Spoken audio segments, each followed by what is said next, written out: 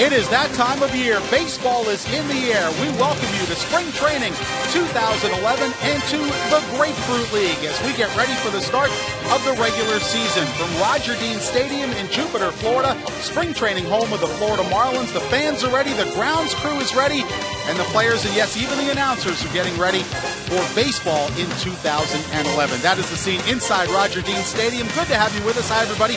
Frank Fort along with Tommy Hutton. Tommy, good to be working with you again. Good to be here, Frank. You know, just 12 days till the start of the regular season against these same New York Mets the Marlins will play today. And usually this time of year, you hope to have things settled in and guys really tweaking things to get ready for opening day. But right now, the Marlins may still have more questions than they have answers. Absolutely. You hear managers talk a lot about teams getting ready that last week or 10 days. Everything should be set, but the Marlins have question marks. In the outfield, are Chris Coghlan and Mike Stanton going to be ready? I've been assured by Edwin Rodriguez they will be ready for opening day. At third base, will the youngster Matt Dominguez be ready to play? Is he going to make the club? You have some pitching questions. One of them might be answered today to see how he throws. Anibal Sanchez missed a turn. Remember, he was hit by a comebacker about 10 days ago on the shin. So still some drama here in the Marlins camp, some final roster spots to be decided, decisions to be made. Tommy and I will be handling the broadcast today. We'll be joined by almost a cast of thousands. We'll have General Manager Mike Hill, Team President David Sampson. They'll be joining us in the booth. We'll have some folks from the dugout, Joe Espada and Jeff Conine. So stay tuned as the Marlins and the Mets meet for the fourth time during 2011 spring training. First pitch is on the way.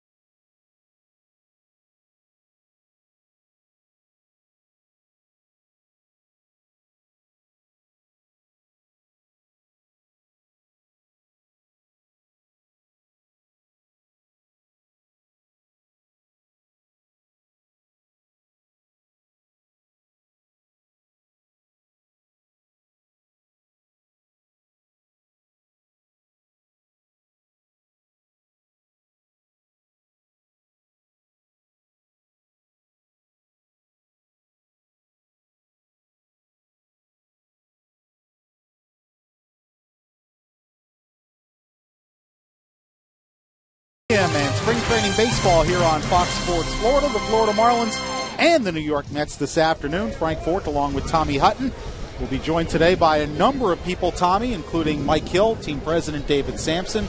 Dave Van Horn is scheduled, the Marlins radio announcer who will be going into the broadcasters wing of the Hall of Fame this summer, scheduled to stop by. We have scheduled Joe Espada, the third base coach from the dugout, along with special assistant Jeff Conine. So a lot of people will be joining us today to talk baseball. Yeah, we'll take a look at the weather. It's a little breezy. Another beautiful day, though, in Jupiter, Florida. The umpires, we're going to have C.B. Buckner behind the plate. The other three umpires, I don't know if you notice in spring training games, Frank and I were talking about it, rotate positions, gives them a chance to be at the different bases. So Jerry Meals, James Hoy, and Angel Hernandez fill out that umpire's crew.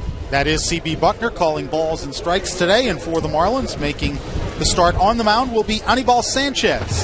He has made 2 starts in the spring, won both decisions, pitched 8 2/3 innings with a .415 earned run average. And Tommy, as you look at the numbers from last year, unless you follow the Marlins closely, you might be surprised to know that Anibal led the Marlins in starts last year and also in innings pitched. When you consider that J.J. and Ricky Nolasco both were shut down in September, it was Anibal who actually led the team in those categories. Frank, it was really a key season for Anibal Sanchez because of the fact that he was able to stay healthy.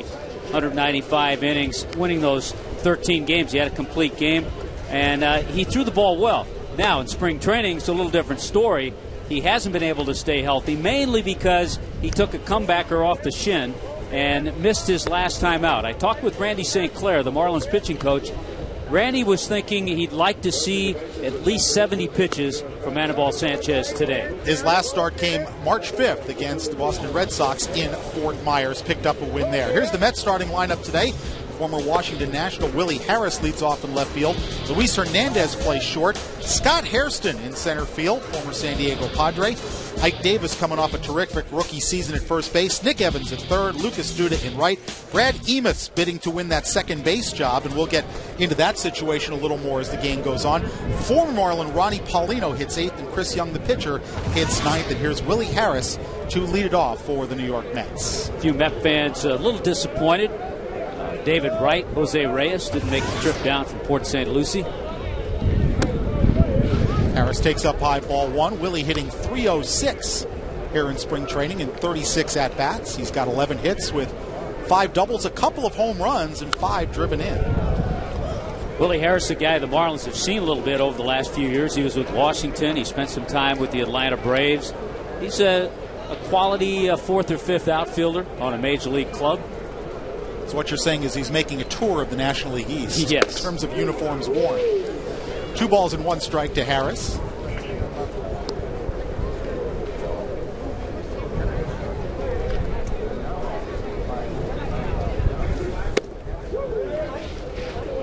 Three and 1 now as the fastball just missed the outside edge. Always with Sanchez, hitting spots is so key. He's not an overpowering pitcher.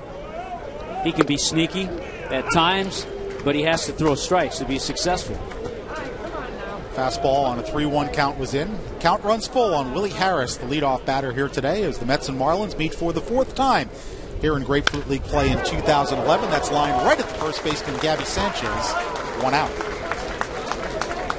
I think we have one of the breezier days that we've had here at Roger Dean Stadium this spring. When I tell you what, anybody hits one out of the left field, he's going to get a prize. Yeah, it's coming straight in from left field. Wind is blowing in hard from left field. Even Mike Stanton had a few troubles in batting practice, hitting some balls out to left field. We'll talk more about Mike's situation as the game goes along as well. Here's Luis Hernandez, left-hand batter, takes inside for ball 1. Jose Reyes, of course, will be the Mets opening day shortstop, but Hernandez, one of those guys, Tommy, that's in the mix for that second base job as well. Yeah, he's in a mix of about 3 or 4 guys. Bounce to Sanchez. Gabby on a couple of hops. Takes it himself. 2 up and 2 down here in the first. Quick outs. Good to see quick outs from Anibal Sanchez. Sanchez, of course, most famous for his no-hitter back in 2006, the 4th in Marlin history.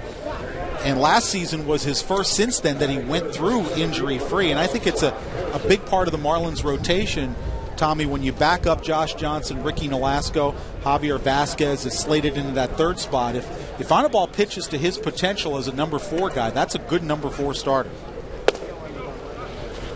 I think early on it was kind of cut and dried as to how the rotation was going to pan out, with J.J. at the top, Ricky Nolasco, Javier Vasquez, Sanchez, and then Volstad. Scott Hairston stays hot this spring training, hitting .417 coming into this game. Lines a solid single to left, and the Mets have their first base runner. He's a good player. He can play all 3 outfield positions. Did a great job for San Diego last year. I've always liked him, Tommy, as one of those spare guys you can slot in there every couple of days. Good athlete. Good genes. Yes.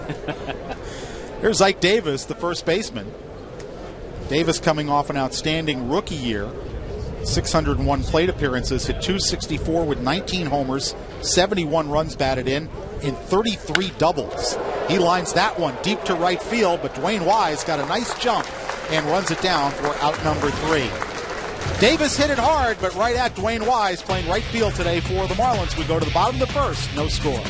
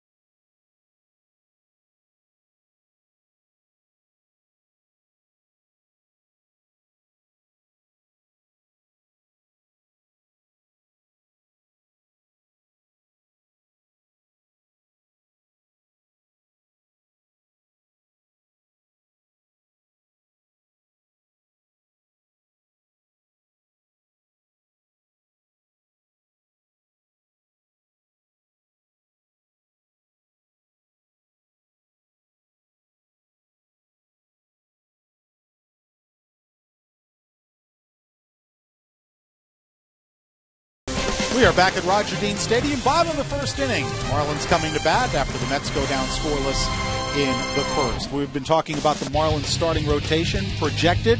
Right now, Tommy, everybody healthy, ready to go for opening day. Yeah, and I think right now the key is Ricky Nolasco. Remember, he had a sprained thumb, so Ricky's had 2 outings this spring. They have not been successful at all. So a lot depends on his next outing as to whether he falls into that number 2 spot. We'll probably see Javier Vasquez in the number 3 spot. Javier threw yesterday after missing a turn as well, but everything appeared to go well for him. And Chris Volstad has had a very good spring. That is the rotation as it projects as we look forward to opening day. And the New York Mets take the field defensively behind Chris Young, former San Diego Padre, who was limited to just 4 starts. That he had his second consecutive injury-plagued season. A big guy at 6 feet, 10 inches tall. Did win 2 decisions last year, his only 2 decisions. But again, the injuries knocked him out the majority of the season.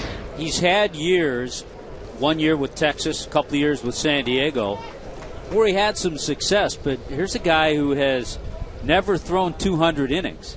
And certainly he's going to be relied on by the Mets and their new manager, Terry Collins. Making his 5th start of the spring, he has no decisions, an ERA of 1.88, 14 1/3 innings, allowing just 3 earned runs so far in Grapefruit League play. Emilio Bonifacio leading off for the Marlins, a ball and a strike.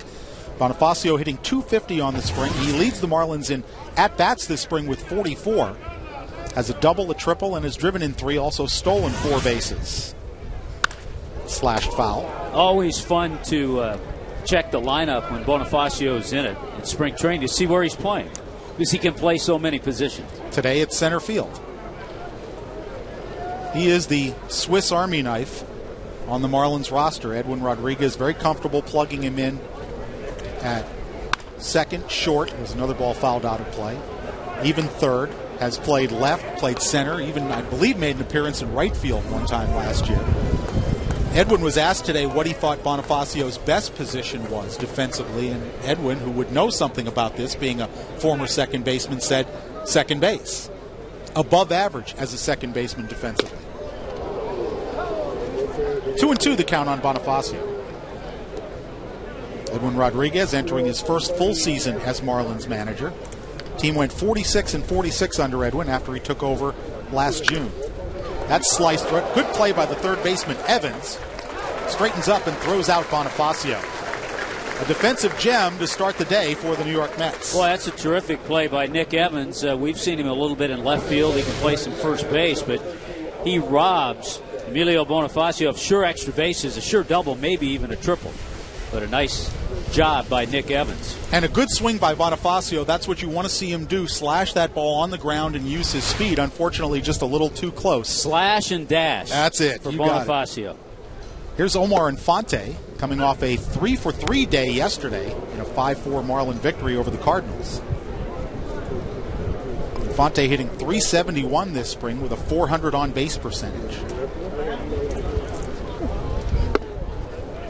Up high, a ball and a strike. It's really been fun watching Omar Infante go about his job and his business in spring training. He's such a professional. He's the type of guy, and I've talked to Edwin Rodriguez about this. You send him out there, you don't have to worry about him because you know you're going to get the job done wherever he is. Hard line drive. That'll get down for a base hit. Infante with a 1-out single. Remember, this is a guy who finished 3rd last year in the National League batting race at .321. The Marlins, I believe, have found themselves a very good number 2 hitter. If indeed Chris Coghlan is ready to start the season, you slot Infante into that 2nd spot in the lineup, Tom. You know, you forget, a lot of people forget, he had those 3 years in Atlanta, but he also played 4 years with the Tigers. So he's been around. Here's Hanley Ramirez. Hanley having a good spring, hitting .359. Goes after the first pitch and pops it up. On the edge of the grass, Emis makes the catch. Brad Emis, again, one of the cast of thousands bidding for that second base job in the wake of, Tommy, earlier this week, the release of Luis Castillo. Yeah, for a while, Castillo in that mix a little, but you have Justin Turner, you have Brad Emis, you have Luis Hernandez. The consensus seems, when you talk to people who follow the Mets, that it could be Brad Amos. He's a Rule 5 guy from the Toronto organization, and they pretty much have to keep him or offer him back to Toronto at half price. Gabby Sanchez steps in with 2 outs and Infante at first base. Frank, does that ever happen to you and I when they offer us back to somebody else for half price? Not that I know of. But it would be a bargain at half price, I'll tell you that.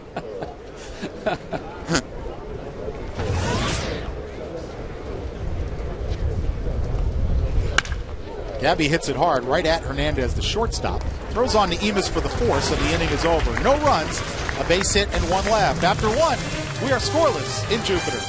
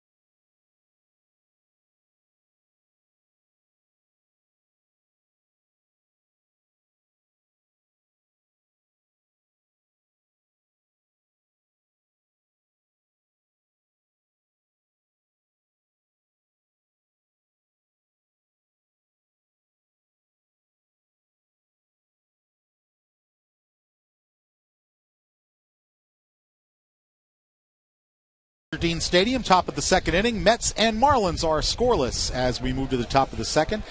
Joining Tommy and I in the booth will be Marlins general manager Mike Hill. Mike, good to have you with us as we take a look at some of the numbers from last year. And batting-wise and even pitching-wise, the Marlins kind of in the middle of the pack in terms of the majors.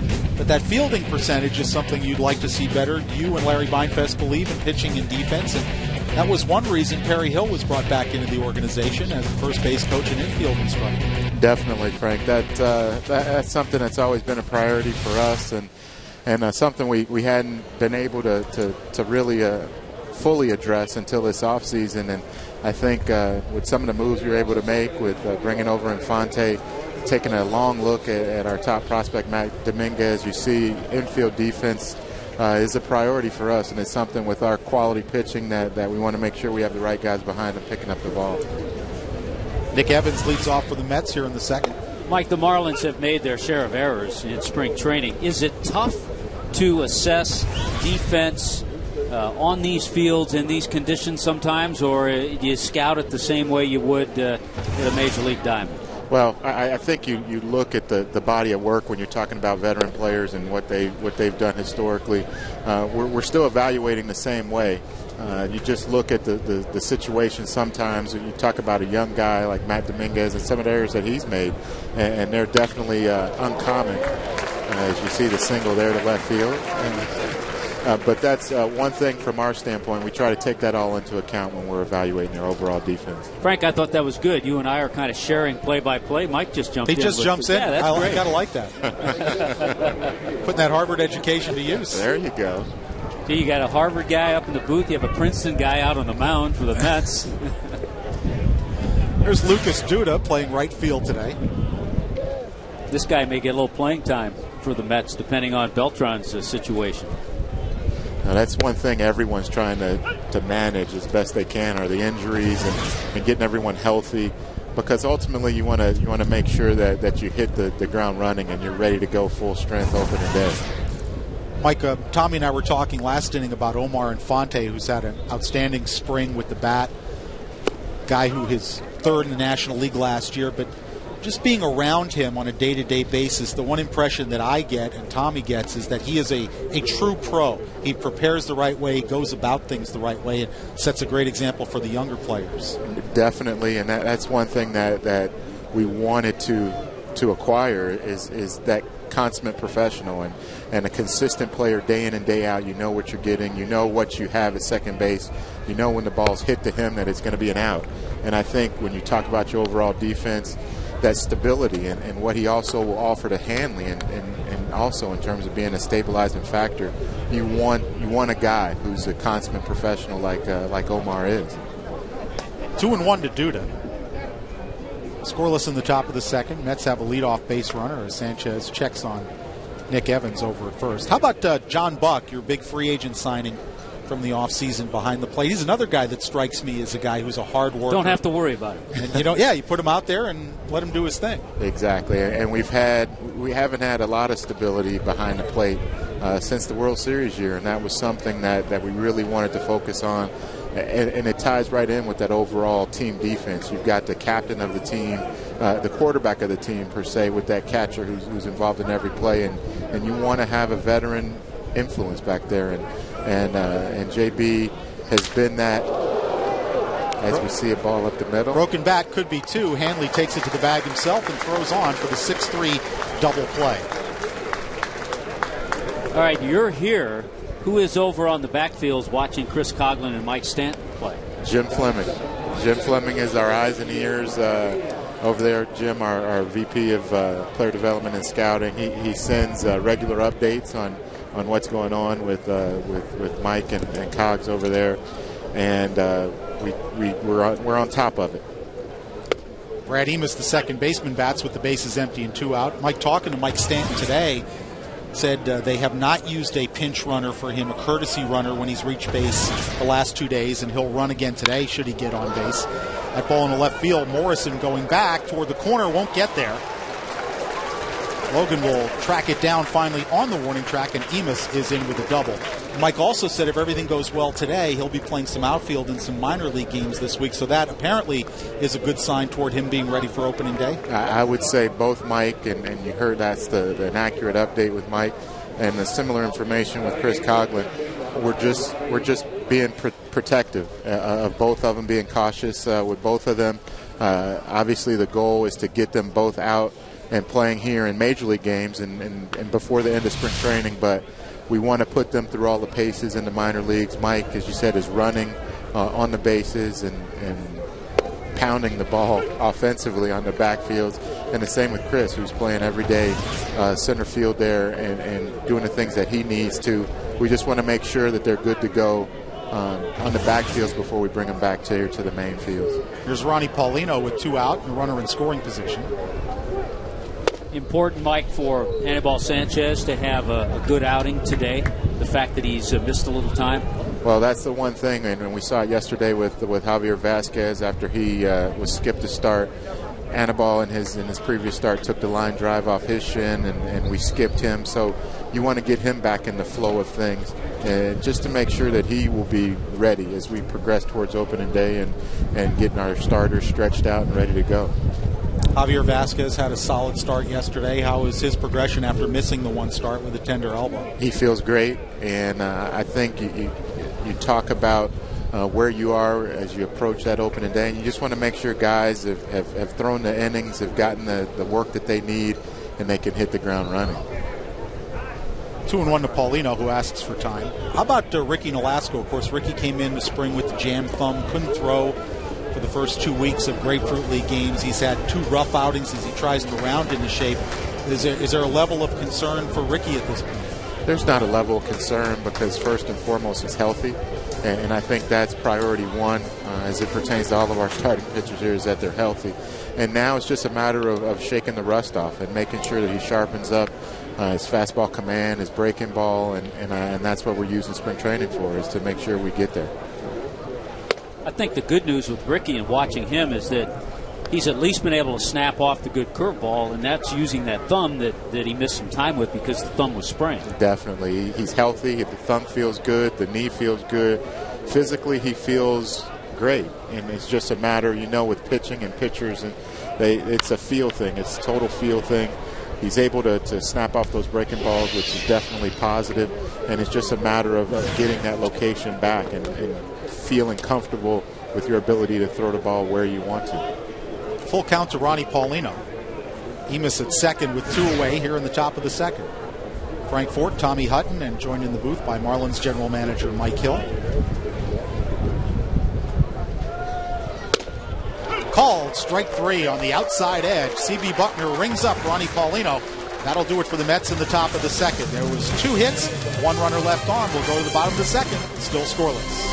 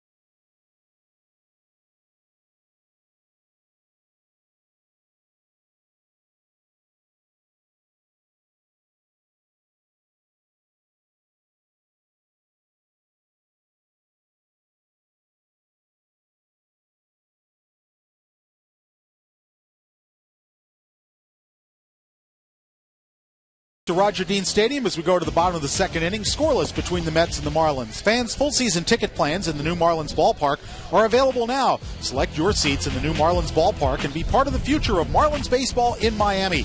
Place a deposit today. Just call the new Marlins ballpark sales headquarters at 1-877-411-2012 or go to marlins.com/new ballpark. Marlins baseball, catch our moves. Some beautiful aerial views of the new stadium. Mike, I know everybody's excited in the organization about that. Obviously, there's some business to take care of this season, but you can't help but think about opening day 2012. No, we have a full 2011 season. It's going to be a great season for the Marlins, and I think it's just going to lay the way, lay the foundation for a wonderful move into a beautiful new ballpark.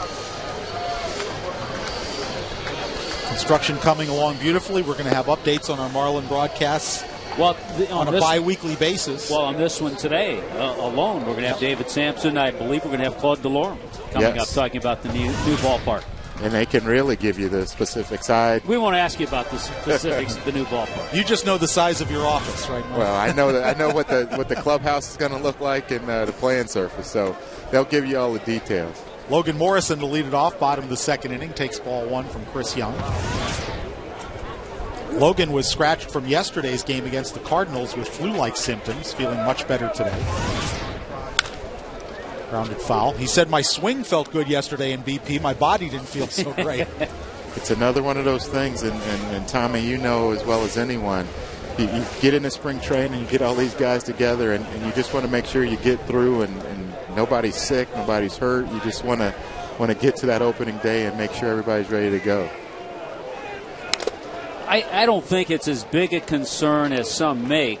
Where do you feel on the fact that Logan has played a lot? He's gotten his chance to be out there in left field, but with Coghlan and Stanton having not played out there, they haven't been together all spring. Do you think that's going to affect them very much, or do you think they'll just settle in? No, I don't think it will affect them very much. They're all professionals. They're all tremendous young men. I think they're going to be fine out there. Obviously, it's not how you designed it, because obviously you wanted them to play more together during spring. But they've been together, well, without Stanton. Coghlan and Morrison have been together. Coughlin's the new fit out there, and we're more than comfortable with how he's played center field, and I think he's going to fit in there just fine. Logan Morrison had a very nice second half of the season when he was brought up, Mike. He's hitting .216 this spring, which I don't think is a big concern yet at this point as he fouls another one off at the plate. What's going to be the biggest thing for him to adjust to with a full season in the major leagues as a young hitter? Well, for Lomo, and the one thing for him is he's always been an accomplished hitter. Throughout his time in the minor leagues, he's always been known for his patience and working counts and seeing lots of pitches, and that hasn't really changed for him as he's come to the major leagues. The biggest thing for him is just the better quality of pitching that he faces up here on a daily basis, and making sure that he continues. He has a great approach and a solid foundation from a hitting standpoint, and not to try to do too much. And we see it so often with young hitters that they get up here and all of a sudden they change what got them to the big leagues. And Lomo's been true to himself and what type of hitter he is, and I think that'll just lead to continued success for him. Do you see a little more power down the road for Lomo? Down the road, definitely. You look at him, he's bigger, he's stronger, he's a large human being. And when you stand next to him, you really get the feel of how big he is. And it's something with young hitters, once they get comfortable, and it's what we were talking about a little bit earlier, getting comfortable in the plate, you start to let things fly a little more. Young snuck the fastball over the outside edge for a called strike 3. The thing about Lomo is, as you said, he's big and strong, but you don't want him to think big and strong. You want him to keep with his approach, which is being a gap guy, and let the natural strength, the home runs will come from that. Would you agree with that? Yeah, it's a comfort level. And once he settles into his stance and approach here in the big leagues, he's comfortable with the pitchers and the pitching that he's facing, and then you'll start to see them expand and you'll see more power. John Buck hit it hard, but right at the left fielder, Willie Harris, who runs it down in the gap as the ball went up into the teeth of that wind, Tommy, that we were talking about earlier. That's right. He hit it right at Willie Harris, but right into the teeth of that wind coming in from left field. Yeah, the Lomo at bat, not the ending that you'd like, a strikeout, but he saw 8 pitches. Yes. So that's very typical. Typical at bat for Lomo. Here's Wes Helms, DHing today.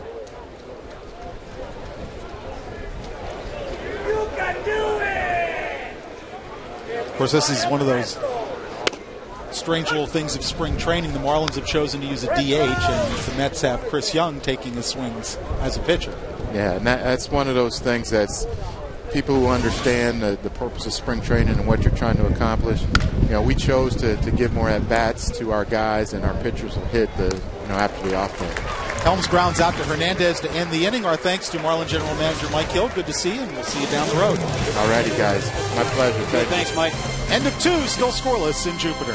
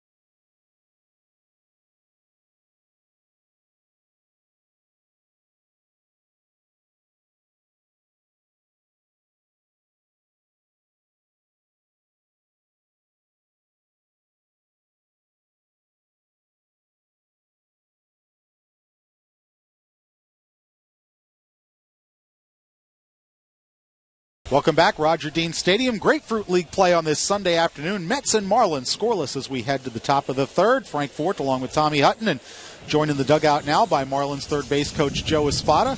How you doing, Joe? I'm doing well, guys. How you guys doing? Joe, hard-working coach down here. You got to go out and coach third now. Between innings, you get to talk to us. I hear you. It's a treat, man. It's awesome. Joe, you live up this way, so spring training is you just kind of fall out of bed and into the ballpark, don't you? Yeah, I hear you. Yeah, just maybe 2 miles from the ballpark. So it's exciting. Get the family come here every home game. So it's exciting. Now, Frank, and talking to Joe, I'm not a real stat guy. You know that. Yep. But I was reading an article, and it was put out by a statistical analysis group called BIS, Baseball Information Solutions. And last year, the Marlins were the best base running team in the National League. I saw that. And Joe, I know you had a lot to do with that. How do they break that all down? That's a lot of going first to thirds, going from first, things like that, isn't it? Right. Stolen base percentage. Guys not getting thrown out on bases, stuff like that. And you know what? We are very proud of that stats, and we take our base running very, very personal. So, like yesterday, I think it was a perfect example. A routine fly ball to left field, and Ozzie Martinez was able to score all the way from first. Just playing the play. Let the play stop you. Don't take anything for granted, and that was a perfect example. And we take pride in our base running, and I'm proud of that. Chris Young fouls another one down the right field line as he leads off here in the third.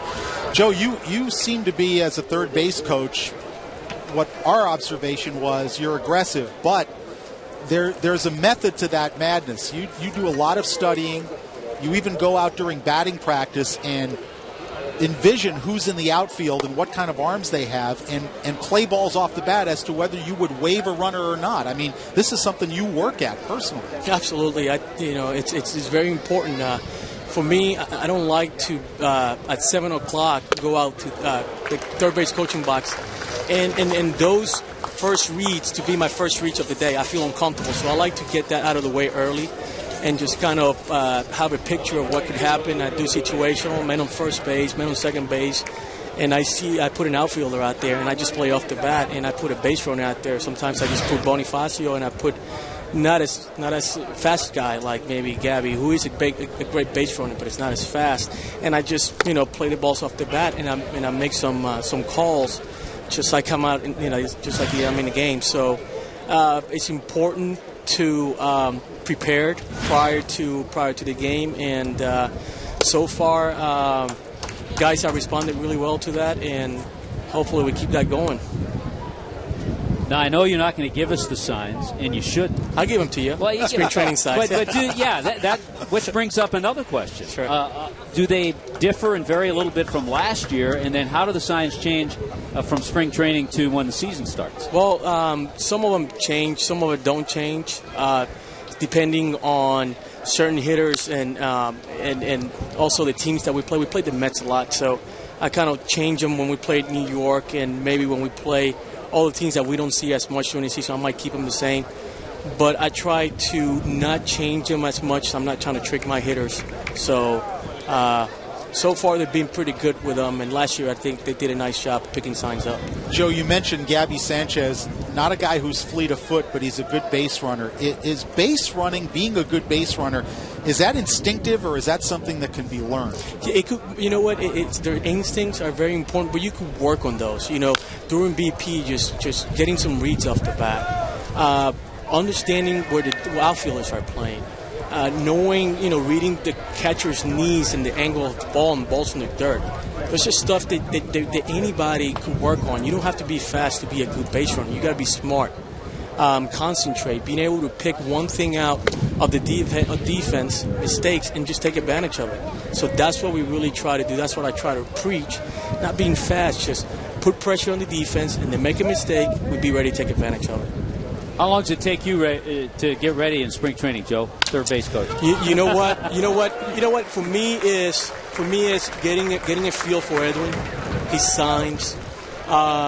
Getting out there and seeing and learning my base runners, my players' speed, who could run the bases well, who I need to hold and I might be able to take a chance on. It's stuff like that. I got to learn all these kids every day. I get new faces, so it's just me getting to know them and what can and cannot do. Willie Harris with a one-out single. That'll bring Luis Hernandez to the plate. Joe, we saw Mike Stanton last year come up to the big leagues and put up 22 home runs. But here's a kid, and unfortunately we haven't been able to see him this spring training because of the injury. And he's running on his own now in the backfields. Is he a guy when he's healthy? Can base stealing be a part of his game? You know what? It's a good question. It's something that I have talked to Edwin about. Yes, picking your spots. I think he's a guy that could steal between 15, 20 bases. But for me, it's having Mike healthy 162 games. But I think there is situations where he might be able to get a jump and steal a bag and help us just get one more run. So, but for me, very important Mike's health. So that's more important than getting Mike just to steal second base or steal third on a given situation. That brings up a good point with Mike out with that quad pull. The club, as Michael Hill told us, being very careful to make sure when he comes back he's totally healthy, which in turn helps your job, because if you have to worry about a runner that has a slight injury, now you're not sure whether to send him or bring him over to third or things like that. That's right. You know what? And even when he gets back, I'm still be careful with him. There might be a ball in the gap that you know what, he might score April 1st, but even next week I might hold him at third just to be cautious. I know it's a difference when you're on the minor league fields playing and you're having your at-bats and you taking it easy. Now all of a sudden you step at the main stadium and now adrenaline picks up and you want to score away from first. So one of my responsibilities is just to be careful and not force the issue, and because I really need that kid to be healthy 162 games. Luis Hernandez flies out to Bonifacio in center. Here's Scott Hairston, 2 outs, and Willie Harris still at first. Joe, you haven't had as much traffic as you might have wanted here in spring training coming around third base. The Marlins have struggled to score runs. Now, not an excuse, but the lineup hasn't been there. You haven't had Coghlan, you haven't had Stanton. So some of those big parts are missing, and of course in spring training you're not playing your regulars every day. But in your mind, has it been a struggle offensively, or have guys generally been having good at-bats? You know what? I'm really not worried a bit about our offense. We are going to hit, and I'm going to get plenty of traffic coming down third base when April 1st starts. I am very not concerned at all. I know these guys could do it. So for me, it's just getting all those kids healthy. And April 1st, have them all out there. That for me is the most important thing. Yeah, it's interesting you mentioned playing the Mets a lot. The Marlins play the Mets 7 times in spring training. They play the Cardinals 8 times. And, of course, Washington 4 times. So It does make things a little different, doesn't it, with signs and things like that? Absolutely. And you know what? We try to – I know I like to look at Bose when he gives his signs. And I know he's staring at me. Anything that we could pick from each other, any spots that he likes to go a lot.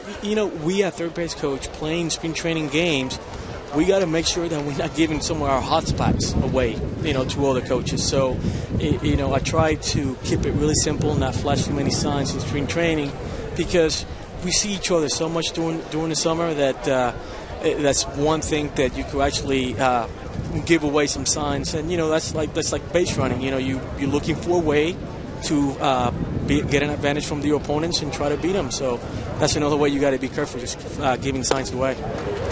Joe, thanks a lot for joining us. We appreciate you taking the time. All right, fellas. Joe Espada, Marlins third base coach, as Anibal Sanchez strikes out Scott Hairston. His third strikeout of the game will go to the bottom of the third, still scoreless.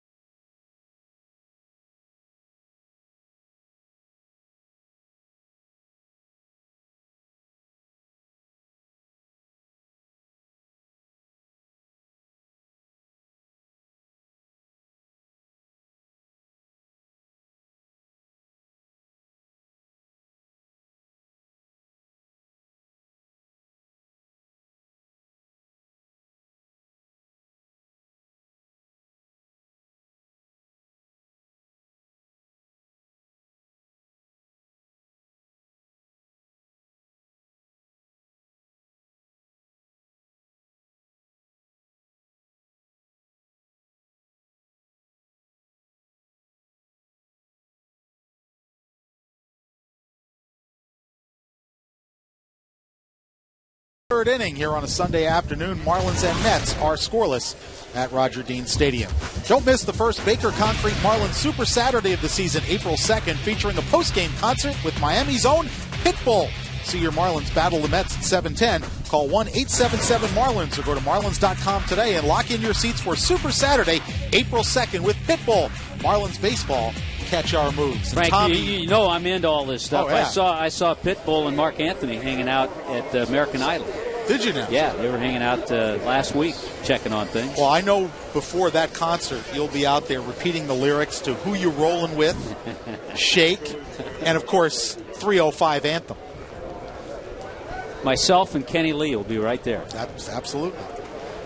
Bottom of the third, Matt Dominguez will lead it off for the Fish. Takes a called strike from Chris Young. Dominguez trying to win the third base job. Young prospect, Marlins first-round draft pick a couple years ago. Tommy's hitting 194 in the spring. He's dropped off after a pretty good start. Still leads the Marlins in spring RBI with 10. Yeah, that's the amazing thing. He got off to a terrific start. He has a couple home runs and those 10 RBIs, as you mentioned. But as of late, the average has come down. And one of the reasons little bit pressing, I think. I talked to Edwin Rodriguez about that. He thought a little of the same. And also, at this point in time in spring training, he's seeing more quality pitching as opposed to the first couple of weeks. So I think the big decision the Marlins have to make, you just don't want to start a kid at the major league level and have him overmatched. They have to decide if they think he can handle. Defensively, he's never been a problem, but if he can not handle it offensively, then he's better off playing every day at AAA. Fly ball in a shallow center. Hairston coming in, makes the catch. And it may be a situation where we saw like Logan Morrison last year. Logan struggled in camp, went to AAA, hit well the first half of the season, earned the call-up, and did well the second half of the season. We may be looking at the same scenario for Dominguez. And then that brings up all kinds of scenarios if Dominguez does not open up with the Marlins at third base. You have the scenario of putting Infante over there. A lot of people, myself included, do not like that one. I like to keep him at second base. Keep him there, keep him familiar with handling. You could put Donnie Murphy over there. You could platoon Greg Dobbs and Wes Helms. So there are some options. Bonifacio could play there once in a while. Speaking of options, Dwayne Wise hitting .243 this spring with a couple of homers, 7 runs batted in. Good defensive outfielder, a veteran, been around since 2001 off and on in the big leagues. And a guy who, if Coghlan is not ready for opening day, may be playing into the roster situation. Fly ball to center. Again, Hairston puts it away for 2 outs. But Dwayne Wise is a guy that may factor in if that scenario comes in. Absolutely. He's playing right field today, but he's a terrific center fielder as well. 2 outs, back to the top of the order, and Emilio Bonifacio, who was retired on a sparkling defensive play by third baseman Nick Evans to lead off the bottom of the first inning. You know, the Mets have to really feel good about Chris Young. And kind of taking a chance on a guy who's had a lot of shoulder problems the last couple of years.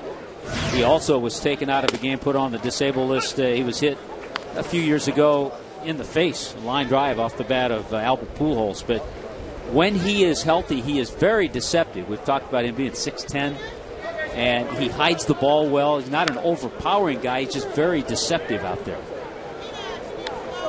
Bonifacio tries to bunt, pushes it foul, and it's 0-2. And if you break down the Mets starting rotation, it'll be Pelfrey, Jonathan Neese, R.A. Dickey, Chris Young, and the other veteran who's had a lot of injuries, Chris Capuano.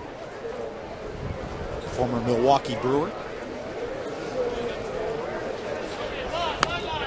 His curveball stays high and away. A ball and 2 strikes. So you have a Duke guy and a Princeton guy. Yeah. It's a very intelligent rotation. You would think.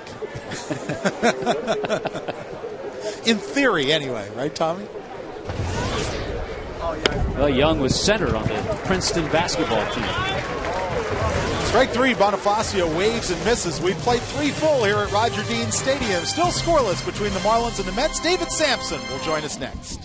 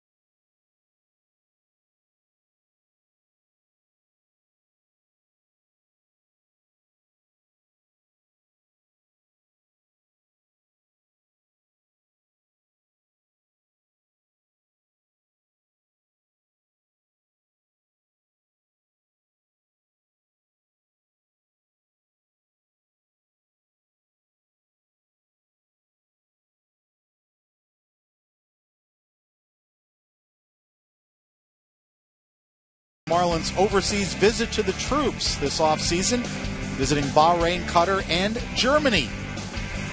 John Buck went on the trip, Logan Morrison, Jeff Conine, Andre Dawson, and of course Marlins team president David Sampson, who's joining us in the booth here in the 4th inning in Jupiter from Roger Dean Stadium. Scoreless as we go to the 4th. David, once again for you, a busy offseason. If you're not doing the Ironman Triathlon or going overseas for the 2nd year in a row to visit the troops. And this has become a a big initiative for the organization to visit the troops, try to keep up morale. What has brought on the initiative to do this? It was really an idea that Sean Flynn had in order to try to bring some cheer to the troops overseas, and we approached Armed Forces Entertainment with the concept, and they said no team's ever done this. So last year, Larry Beinfest led a group over to Iraq, and this year I went with Andre and Jeff and Logan and John Buck, who we met at the airport in Dulles on the way to Kuwait.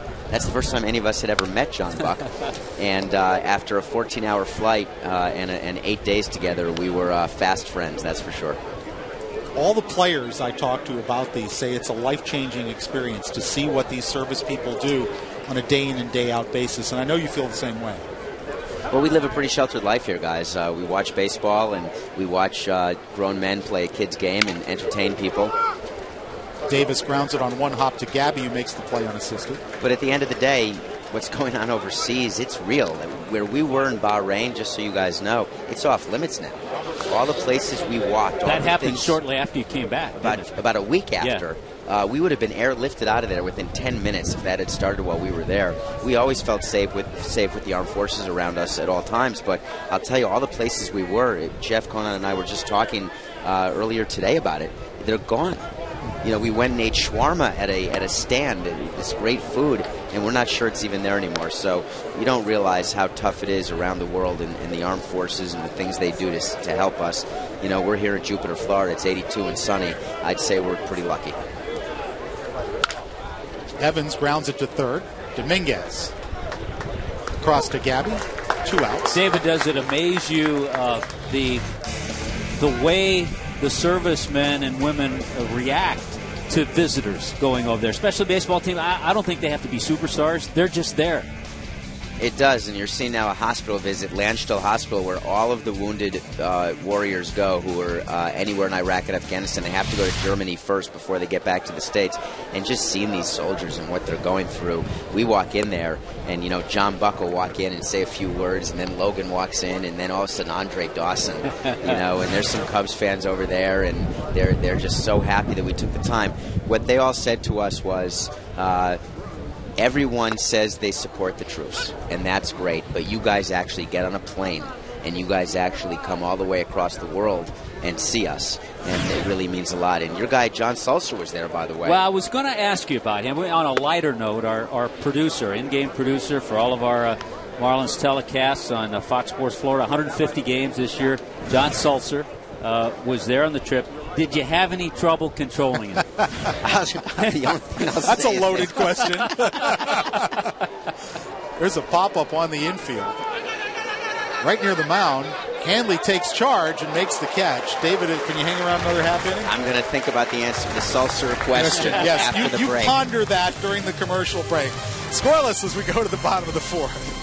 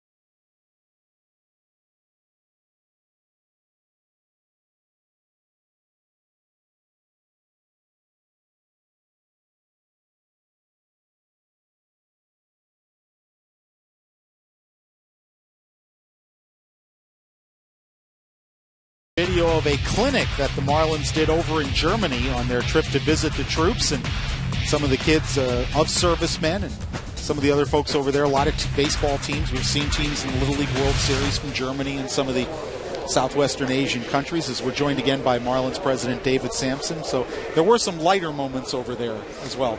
We got to do some clinics, and I was just thinking about your guy John Sulzer who came, and the highlight for me is seeing John Sulzer after no sleep. I spent 36 straight hours with him, And I see him, and we're getting on the bus to go to our next event, and I realized he looks no different whether he's been up for 36 hours or sleeps 12 hours. And that's sort of my memory forever of John Sulser. Was that the trip you took after the Super Bowl? Because the Super Bowl you watched at what time? 2:30 a.m. until 6 a.m. Then we got right on a plane, spent a day in Qatar, and then moved on to Germany. And that Sulser looks the same. Yeah. He really does. It's quite shocking and staggering. But he was great, and we all love him. And I'll tell you one thing else about the trip. People there knew about our new ballpark.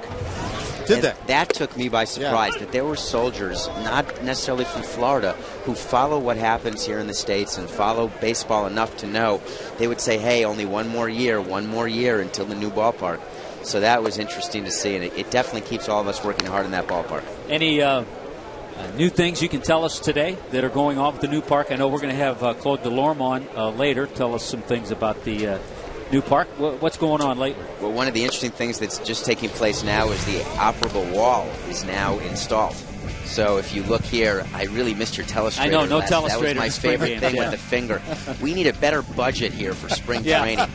There's so many things you and I could be doing right now. But in any case, those big panels that where you can see downtown Miami, those have just recently been installed. There's thousands of seats that have been put in already, so when you approach the ballpark, it looks like blue seats, which it is. So how exciting was it the day that you and Jeffrey Loria put in the first seat? Well, not only did we do it, but the season ticket holder who's going to sit in that seat got to actually do it. So think about that story. He told me that he's going to tell his kids and grandkids that he actually used a drill to drill in the first seat ever in New Marlins Ballpark, and there he is right now. That's me actually doing it, but the season ticket holder is right there with us, and that's just something that he'll never be able to do. And that first red seat is now surrounded by a bunch of blue seats. All the walls in the clubhouse are finished for the players. The whirlpools are in the clubhouse now. That's new. All the escalators, elevators. That is an airmail. Infante grounded to Hernandez, who threw high, and that'll be an E6, and the Marlins have the leadoff runner on here in the bottom of the fourth inning. And by the way, David, that as we take another look at the play, and this is just an airmail, as you mentioned, that one red seat will remain red at the new ballpark. That is emblematic of the first one to go in. That's exactly right. We wanted to purposely keep it red only because we got the idea from a season ticket holder. Somebody actually emailed me to say, hey, if you're going to put the first seat in, why not make it a different color? So you'll always see it. That was the same day a number of the Marlins hitters took batting practice on the field. It was, and watching Hanley Ramirez and Mike Stanton and John Buck and Sanchez and Coghlan and Morrison all take swings was something. When Mike Stanton hit one actually out of the new ballpark, Jeffrey and I looked at each other and got a little nervous because we're trying to build a pitcher's park. But we just sort of looked at each other and said, there's no park that can hold Stanton. Here is some of the video. Hanley actually hit the first one out. Chris Coghlan taking some hacks. These workers were so excited to catch these balls, I can't even tell you.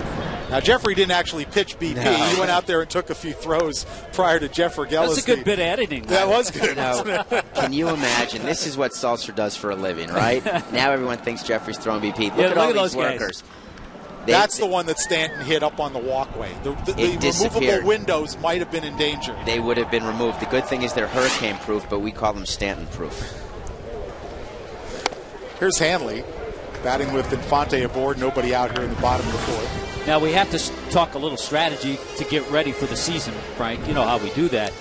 You get a game like this with the wind blowing in, by all rights, it's going to be a low-scoring game. So you get the leadoff man on because of an error.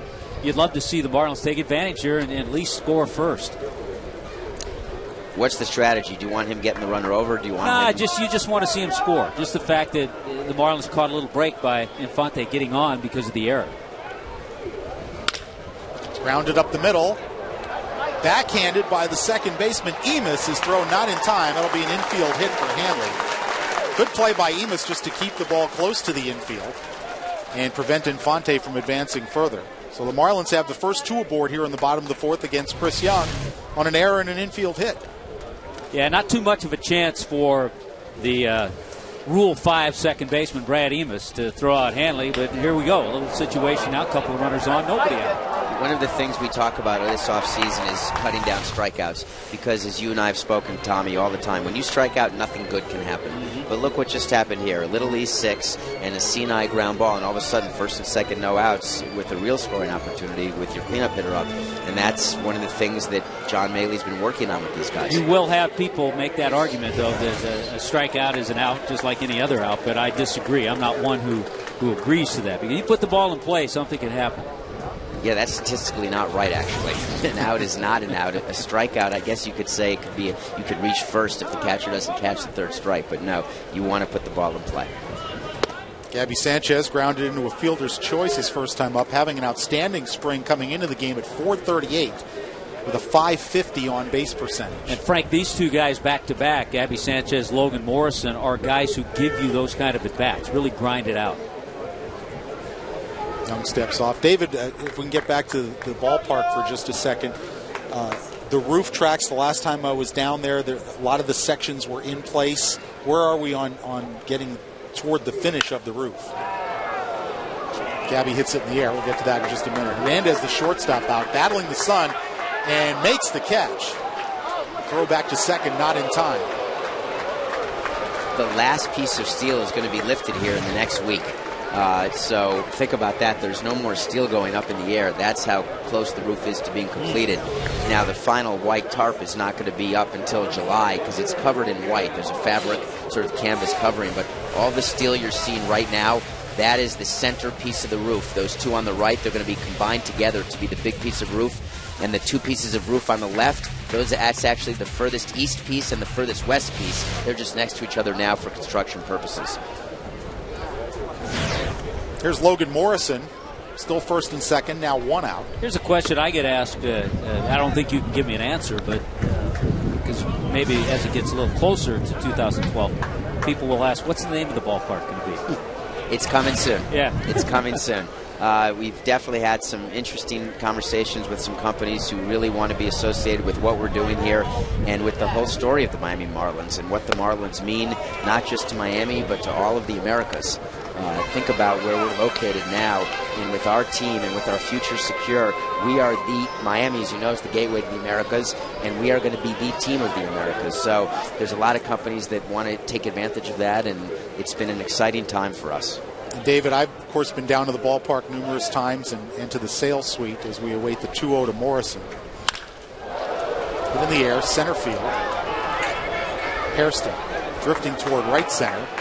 Makes the catch. Infante heading for third base, and he will reach. He'll advance 90 feet on the fly ball to right center field. So runners at the corners with two out. The sales center next to the ballpark is really terrific. You can go in there, you can get on the computer, take a look at the view from any seat in the ballpark. There's a full-size suite if you're interested in going that direction.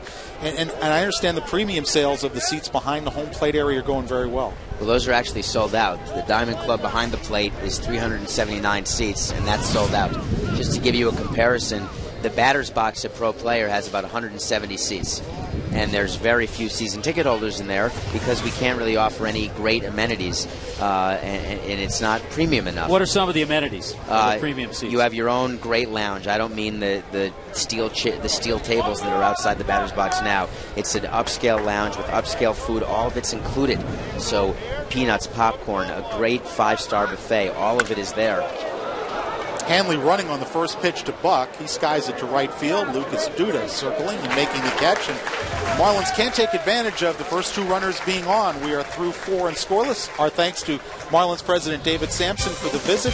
Outstanding job going overseas to visit the servicemen and continued success with the new ballpark, David. Thank you very much. I appreciate it. It's a pleasure to be here. And opening day for 11, April 1st. See you soon.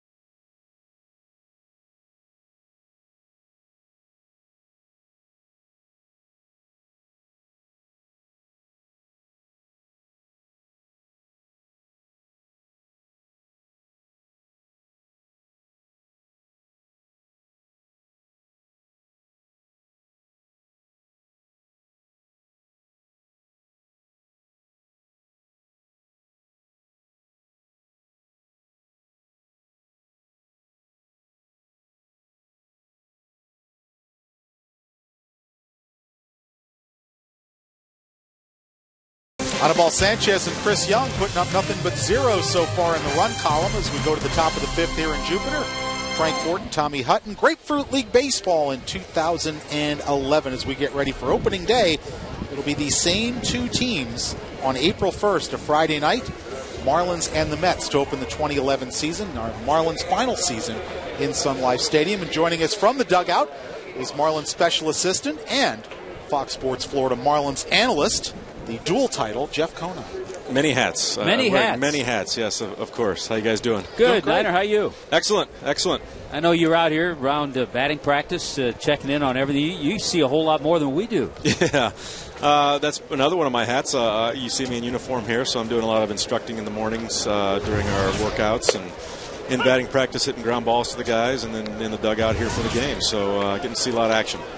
Jeff, you work a lot with the outfielders, as does Andre Dawson. And, of course, Chris Coughlin's been hampered coming back from the knee injury, but developed a sore shoulder. Brad Emus, who doubled his first time up, skies it to left. Logan Morrison, straddling the foul line, makes the catch in foul territory for the first out. What have you noticed about Coughlin's instincts? We saw him make the transition from the infield to left field and do it pretty well. What about his instincts going to center? Well, I've always thought, and I think the general consensus is that the corner outfield spots are more difficult positions to play than is center field. When you're in center field, you get a straightaway shot at the ball. The ball doesn't tail as much, either lefty or righty. So I think what I've seen so far from Chris, even though it's been limited, has been great instincts. He's gotten great jumps on the ball, and he's been working hard on that. Here's Ronnie Paulino. Niner, how about Lomo in left field? I know you played a lot of left field, and he's put in his work coming from first base. How's he look this spring? He's looked outstanding. One of the harder workers you're going to see on this or any team, I feel. His technical adjustments that we've made this spring, he's become a lot more efficient, especially on ground balls, coming in, making throws. And it's all about more efficiency on his routes and getting comfortable taking those routes. So we've worked a lot on, especially in batting practice, where an outfielder would take his eye off a ball and run to a spot. And that gives you more confidence, more ability to use your speed. So he's done very well with that. Not an easy day today to play the outfield. Spring training, man, is rough. You've got wind to contend with every single day here. You've got these high blue skies, the low walls behind the hitter, which most fans don't think about. A lot of the pitch is traveling through the stands, and a lot of people out here wearing white shirts, so it's tough to pick the ball up. And if you can play a good outfield in spring training, you can play anywhere. Paulino lines a base hit to center. He's 1 out of 2, struck out looking his first time up. So the former Marlin gets on base with 1 out. That'll bring pitcher Chris Young to the plate in a probable sacrifice situation. Jeff, the other thing I wanted to bring up while we're on the topic of the outfield, we talked about Cogs, we've talked about Lomo. Mike Stanton, again, injuries hampering him this spring, but I thought when Mike came up last year, he showed some pretty good instincts as an outfielder, and for a young guy who didn't play baseball year-round growing up, I thought he was a pretty good defensive outfielder. Yeah, I was impressed with the way he took to right field. It's a pretty spacious right field at Sun Life. And what I saw as far as balls in the gap and to the line, that's where you really look for proficiency at it as an outfielder. And I thought he did an excellent job. He really did. Not only, I thought, cutting balls off and holding them to singles, but the 10 outfield assists. And I think his arm, as he continues to grow with the athletic body that he has, you could see that number grow. He'll be a tough guy to run on. Well, you said it all. He didn't become a full-time baseball player until recently. So there's a lot of growing to do as far as his baseball knowledge and his skills at the plate and in the field. And at the plate, he's hitting balls over our clubhouse over here on a regular basis during batting practice. So we're anxious to get him back on the field and see what he can do.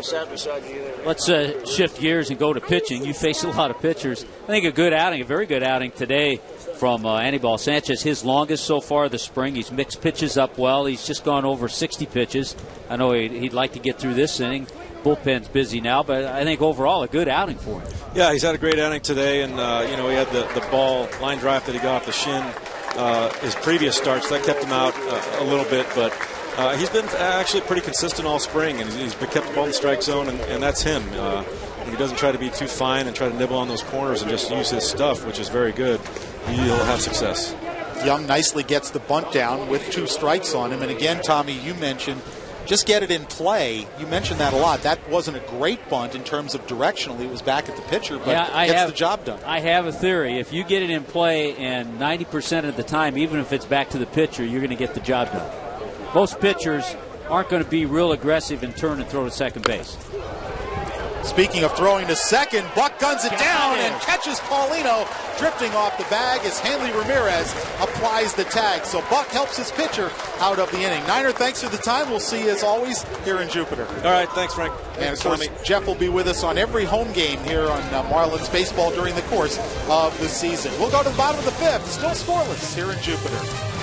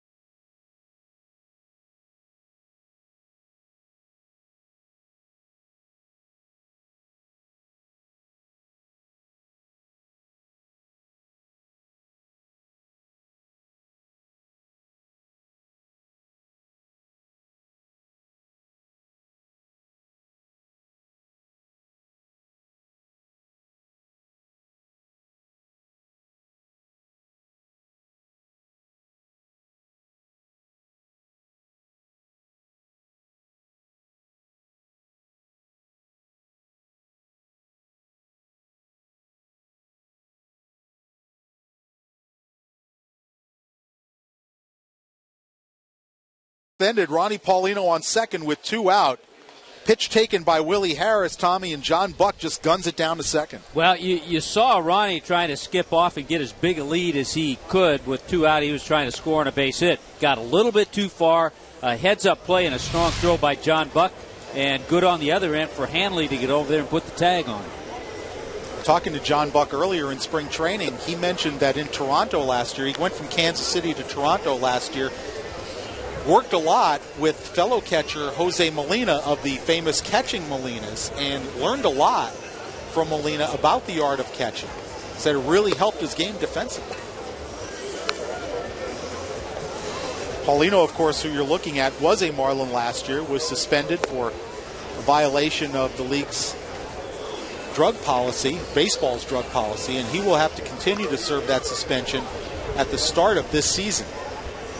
He's got a few more games. He had some visa problems, Paulino, and he got to spring training a little later than expected, so that's why this is his first start. He only had a couple at-bats coming into this one. Just 2 at-bats prior to this game. Marlins will have the 7, 8, and 9 hitters in the order here in the bottom of the fifth of a scoreless game against Chris Young, who, as Tommy mentioned, been very good this spring for the New York Mets. A 1.88 ERA coming into the game. Now has given up just 3 earned runs in 17, make it 17 in the third innings here in spring training. Wes Helms, the leadoff batter. Ball and a strike. Wes DHing today for the Marlins. They've chosen to use a DH in this game to get Wes some at-bats.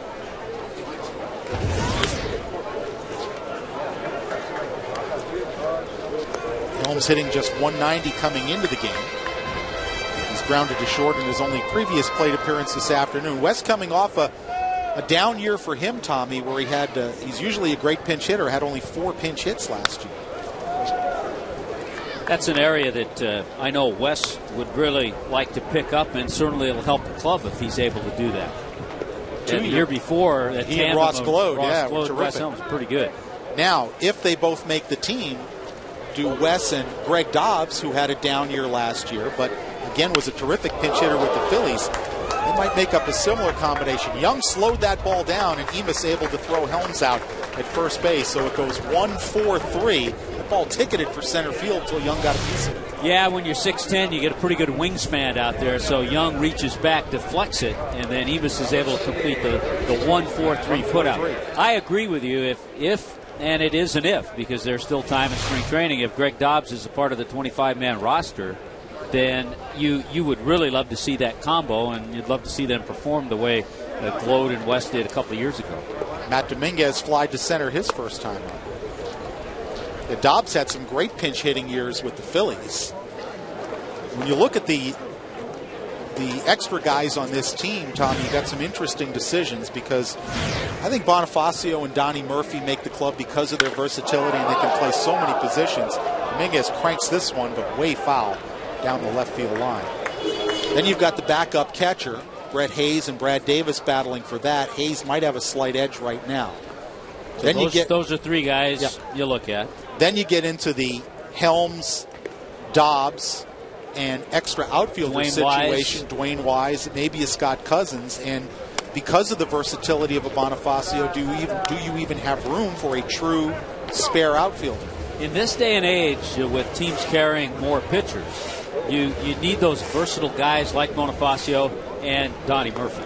They really help a ball club, and they really help a manager. Dominguez fouls it off again. It's 0-2. 2-2, excuse me.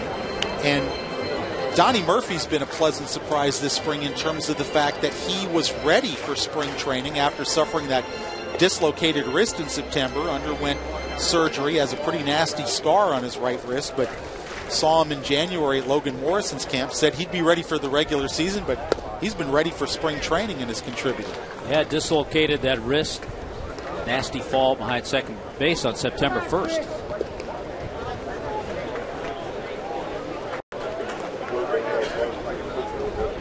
Dominguez has good swing there. Ball cranked to left, but again, right in the teeth of the wind, and Willie Harris hauls it in for the out. Dominguez hit it well. Yeah, that's a great thing you look at in spring training. What kind of an at-bat, what kind of swing. That's a terrific swing. The result, an out. But on a normal day, that ball, I don't know if it's out, but it's over the left fielder's head. But that wind is blowing in hard from left field now.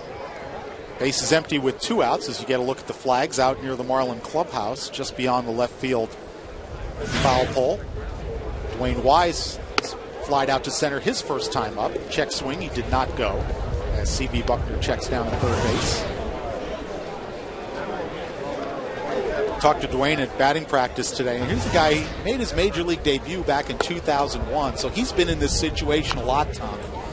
Battling for a job, going down to the final days of spring training. He said, you know what?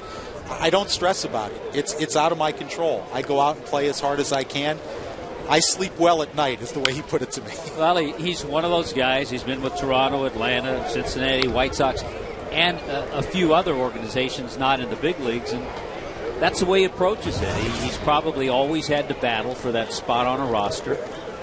He told me one time it went down to even after the final exhibition game as he flies to center field. Hairston circles and will make the catch. Talk more about that in the next inning. I'll tell you a good story about Dwayne. 1-2-3 for the Marlins here in the bottom of the 5th inning. We'll move to the 6th. Still scoreless. Marlins and Mets here at Roger Dean Stadium.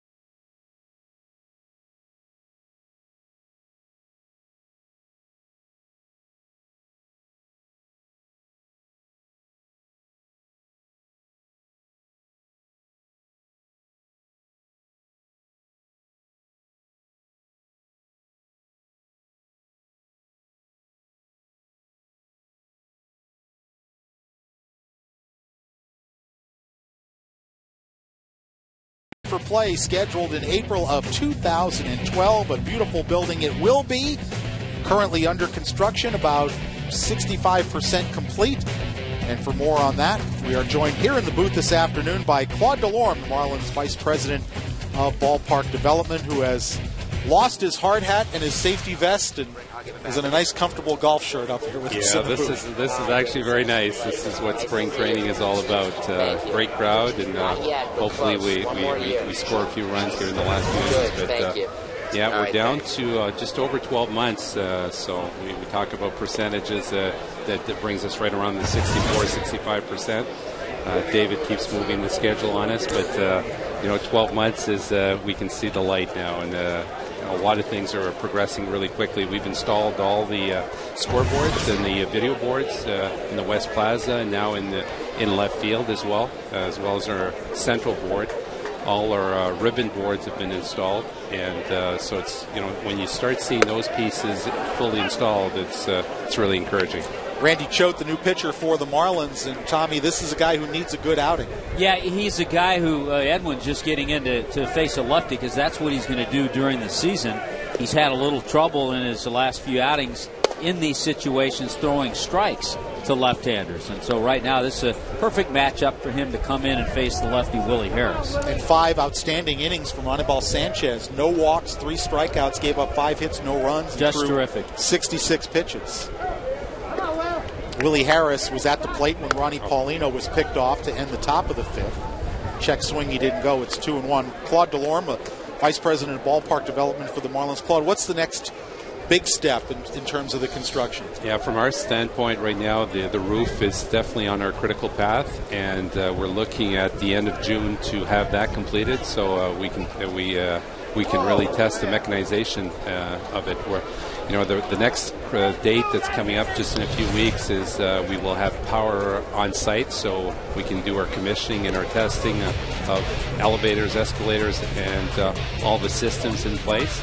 And that April 1 date was a hard date for us, and it looks like we'll definitely stay within that. But the next one after will be our roof, and if we stay within the end of June, we'll be very pleased with that. Some good shots on the video of the scoreboards and all that. This may have been a question we should have asked David, but I think you might have the answer to this. Do the Marlins plan on before opening day of the regular season 2012? Do the Marlins plan on maybe a couple of spring training games or something just to kind of get the kinks out? Yeah, right now, in a perfect world, Tommy, if we can get to mid-February and start doing some soft events, we call them soft events. We'll start with 200 and 500 and go in the different.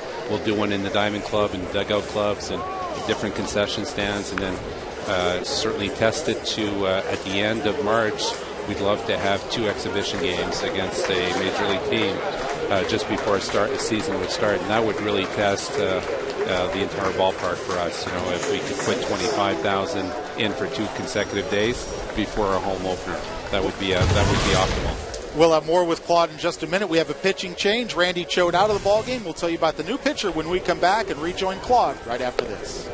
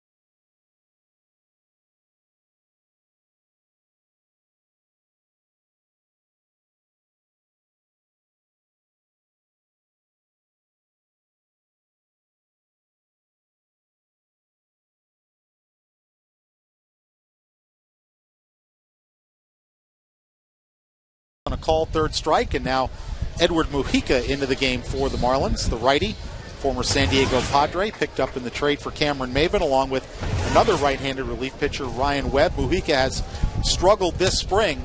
He's got a 788 earned run average. He's 0-1, 8 innings allowed, 7 hits and 7 runs. And he will face Luis Hernandez to start off his outing with 1 out here in the 6th inning. Claude Delorme, Marlins Vice President of Ballpark Development, in the booth with us. thought for as Hernandez grounds it to second. Infante scoops and throws for out number 2. In terms of the roof, I get asked this question. Somebody asked, is it like some other ballpark? And I said, well, it's probably, in my mind, most like Houston in terms of the number of panels and the way it retracts. Yeah, that's exactly the right comparison, because when you look at the people that were involved, the same engineers and same people that were involved in the construction of it, and it's the same mechanization system. We're using Unisystems, so we didn't want to reinvent the wheel here. That we knew the risk of this project was the roof, and when you look at the failures in other ballparks or in other stadiums, when you make a mistake on the roof, it could cost you $100 to $200 million. So that's where we were the most concerned. So we wanted something that was tried and tested, and we quickly came to this system, and we thought it was very simple from an operation standpoint.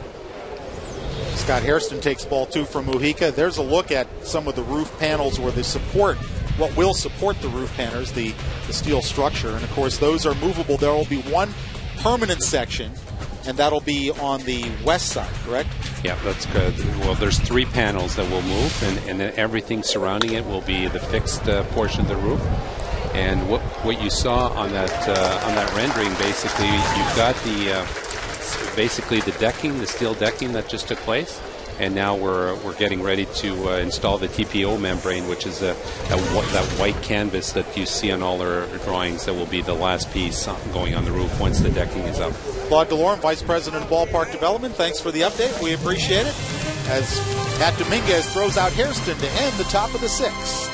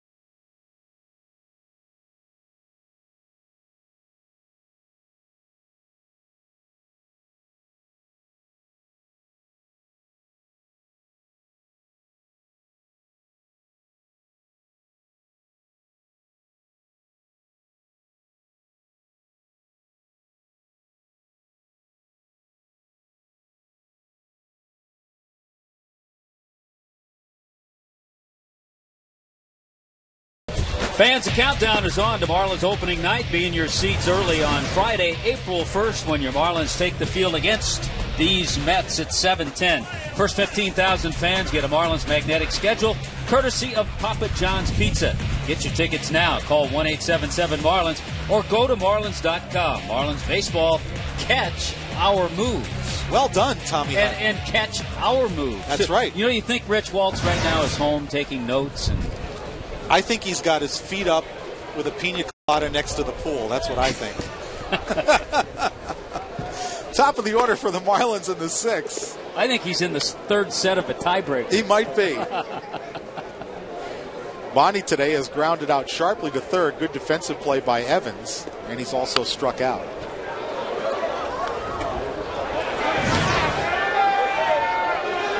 Runs at a premium today. Anibal Sanchez went 5 scoreless for the Marlins. Chris Young into his 6th inning of work for the Mets.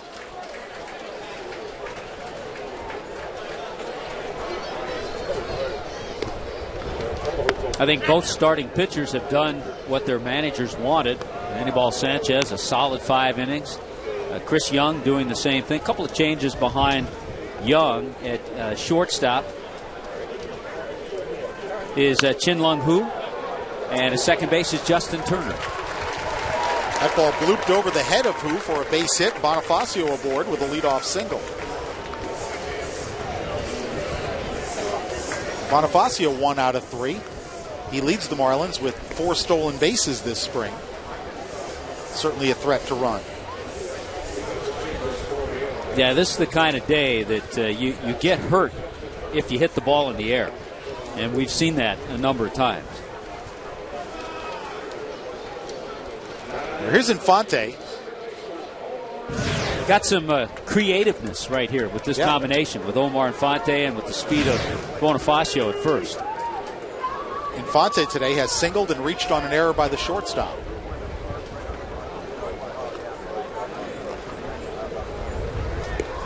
Young checking on Bonifacio. You know, I was just thinking, Frank, when we had our chat with Joe Espada, talking about you try to maybe hold some things back. You're playing the Mets. You're going to see them 18 times during the season. But it's no surprise. The Mets, anybody that follows the Marlins would know that with Bonifacio at first and Infante the hitter, you could see a hit and run.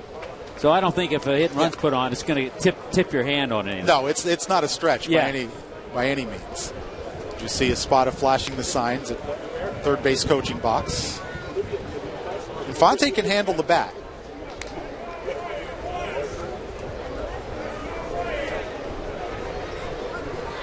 Another toss over by Young. Infante with a 3-hit game against the Cardinals yesterday before he was taken out of the game. And he had a base hit his first time up this afternoon. So he's closing in on 400, his batting average in the spring. He led the National League for much of last year in the batting race before finishing third at 321.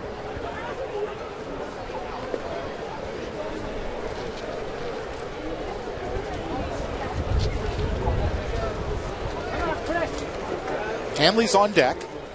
Scoreless here in the bottom of the 6th inning. Marlins with 3 hits. The Mets have 5. Marlins' best opportunity came in the bottom of the 4th inning when Infante reached on the air and Hanley had an infield single, but Young retired the next 3 hitters without any damage. Infante trying to go to right field, fouled it off. Interesting comparison here. You have Chris Young, 6'10", and the other day when Chris Volstad was on the mound, who did a nice job, but still has had trouble holding runners. Young is much quicker to the plate. He doesn't give you that high leg kick. And so even though he's 6'10", he's not all that easy to steal against. He changes it. He'll alter the delivery. Again, chasing Bonifacio back to first. It just goes to show you, Tommy, there's more to pitching than just throwing strikes. There's fielding your position. There's holding runners. To be a great pitcher, you've got to do a lot of things. And in the National League, there's hitting, bunting, moving guys over. Bonifacio picked off. Almost. Yeah, that was close. Very close play. And another thing that Young is doing, a quick move. I'm not sure he didn't get him. He could have been called out there. And I don't think would have had much of an argument. Daniel Murphy, the first baseman now over there. Grounded hard, past Evans into left field. Another base hit for Infante. Well, the Marlins have something going. First and second, nobody out here in the bottom of the 6th inning. Boy, how big does that call at first base now become? Yeah, real big. A couple of good days back-to-back for Omar Infante.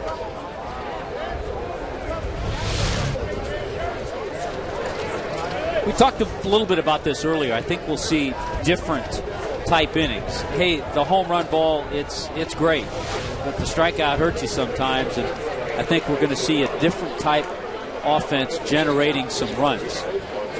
Pinch runner at first, Ozzie Martinez comes in to run for Infante, so Omar's day is over. He went 2 for 3 and reached base all 3 times. And more than likely, Ozzie will stay in and play second base.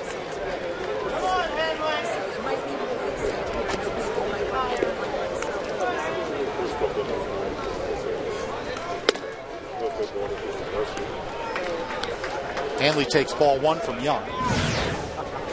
Hanley today has popped to second and had an infield single.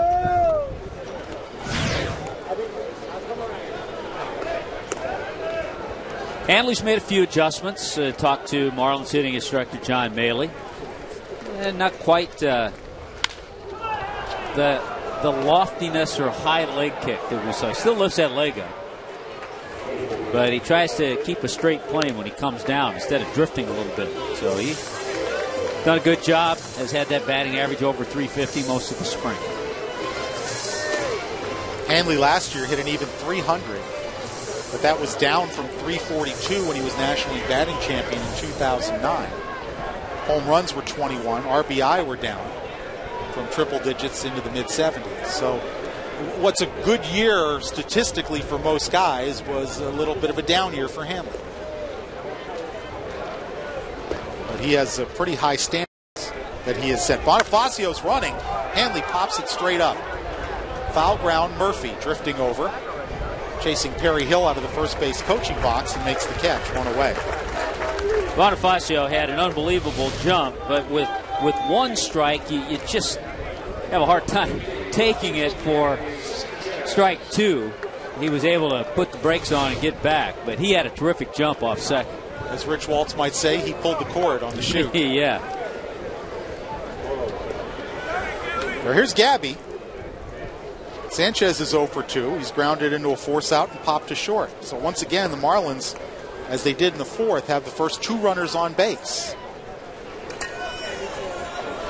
But 1 out now. Play on at second, but no throw as Bonifacio dives back in. Yeah, and what happened in the fourth with a couple of runners on, all of a sudden the pop-up and 2 fly balls were hit in the air.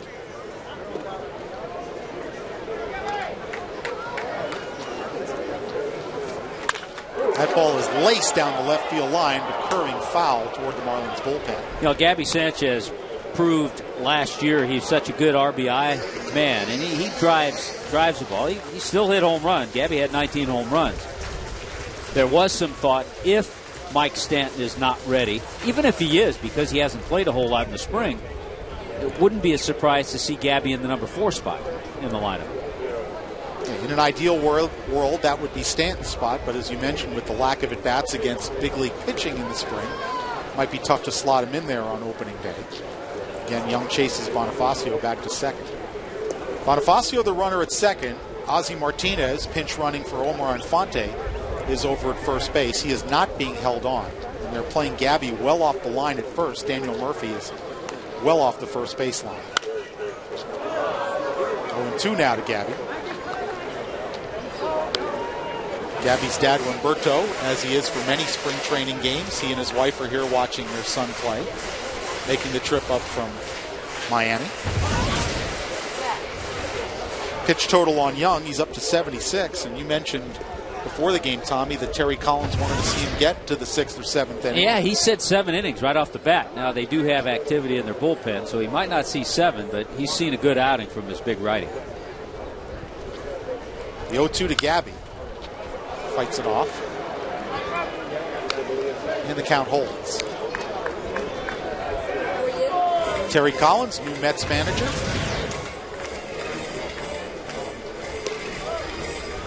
The Mets with the shake-up both in the manager and the general manager positions this offseason. Sandy Alderson is the new GM, replacing Omar Minaya. And Terry Collins, 3 years manager with the Astros back in the mid-90s. Big curveball, foul tip, held onto by Paulino. A strikeout for Young. Well, it's a good pitch. You're 6'10", you drop that curveball off the top like that. It's a tough pitch to lay off of. It's a perfect pitch for Young. So 2 away now, and here's Logan Morrison. This is why the Marlins have struggled to score runs this spring. We're seeing it now. First 2 men on, both in the 4th and the 6th inning. So far, nothing across the plate. Yeah, the Marlins have had more opportunities to score in this one than the Mets have today.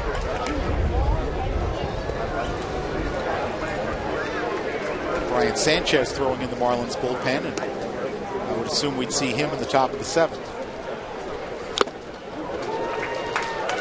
Cut and miss by Lomo. Here's Brian Sanchez, who, Tommy, in my mind, with all the bullpen moves the Marlins made in the offseason, has been kind of the forgotten guy. And he's been effective for 2 straight seasons, yet there's some people who cover this club that think Sanchez might be the odd man out. Probably going to come down to Brian Sanchez and Burke Baden. Young nearly threw that pickoff attempt away. Nice play by Hood. Saved the error. If you look at Brian Sanchez's numbers the past 2 years, and he's a guy that can get lefties out as well. Yeah, he used that good splitter. What goes against Brian is he's out of options if the Marlins did decide he wasn't part of the 25-man roster. Fly ball left field. Willie Harris puts the glove up as that ball continues to carry onto the track, and Harris makes the catch. Lomo hit that ball well into the wind, but it is the third out of the inning. So once again, for the second time today, the Marlins put the first two on, but do not score. Go to the top of the seventh inning at Roger Dean Stadium. Still scoreless between the Mets and the Fish.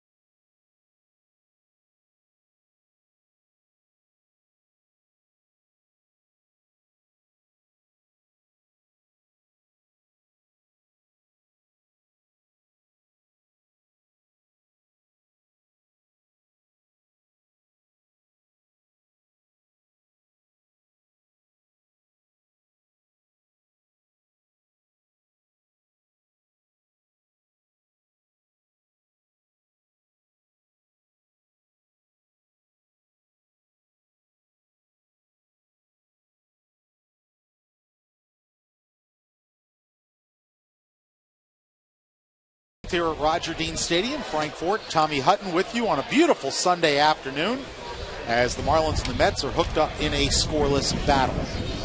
Brian Sanchez, the new pitcher, here in the top of the second inning. You talked to Frank about the success of Brian Sanchez last year. Lefties hit 192 against him. Righties hit 195. So not only did he get right-handers, but lefties as well. The key pitch to those left-handers, that splitter that he possesses. Brian's done very well the last 2 years, formerly with the Phillies and the Nationals. The Marlins picked him up before the 09 season. He had a .256 earned run average in 47 games in 2009. Last year appeared in 61 games with a .226 earned run average. So he has certainly done an outstanding job for the Marlins. Ozzie Martinez, who came in as a pinch runner, stays in the game and plays shortstop. Donnie Murphy now the second baseman, as Omar Infante's day is done as well. John Buck remains behind the plate for the Fish, and Brian Sanchez will go to work here in the top of the seventh against the 4, 5, and 6 hitters in the Mets lineup. Ike Davis leads it off. Make this Daniel Murphy, who came in as a defensive replacement, waves at the curveball for strike one. And now let's bring in our esteemed colleague, radio voice of the Florida Marlins, who's brought along his scorebook just so he can keep up, Mr. Dave Van Horn. How you doing, Frank? We're doing great. Hut, how are you? I'm doing well, and I think after watching a terrific play by Gabby Sanchez, it just shows, Frank, that you bring your scoreboard in to keep updated on the game, and that's how you become a Hall of Famer. Congratulations. Wow. Certainly in order, as Dave, the recipient of the Ford C. Frick Award this offseason. We spoke briefly at the winter meetings about that, but I know you're looking forward to going into the broadcast wing in Cooperstown this summer, and what a tremendous honor for a long and distinguished career in this game of baseball. It's been thrilling and exciting and a bit overwhelming, particularly when I look at the list of the other 34 broadcasters that have been recipients of the Ford C. Frick Award. Nick Evans steps in with one out. Have you started work on the speech yet? Only in my mind. I haven't put any words on paper yet, but yeah, I've been giving it some thought. Of course, I was up there last summer for Inside the Marlins show on Andre Dawson's induction, and John Miller was the recipient last year of the Ford C. Frick Award, and it's quite. I've been to Cooperstown before as a fan, but never for an induction ceremony. And it's quite moving. It's a great time for baseball fans and for baseball players up at Cooperstown induction weekend. I've been to a couple. Duke Snyder's induction. Hutt and I went up for Gary Carter's induction. Very exciting time.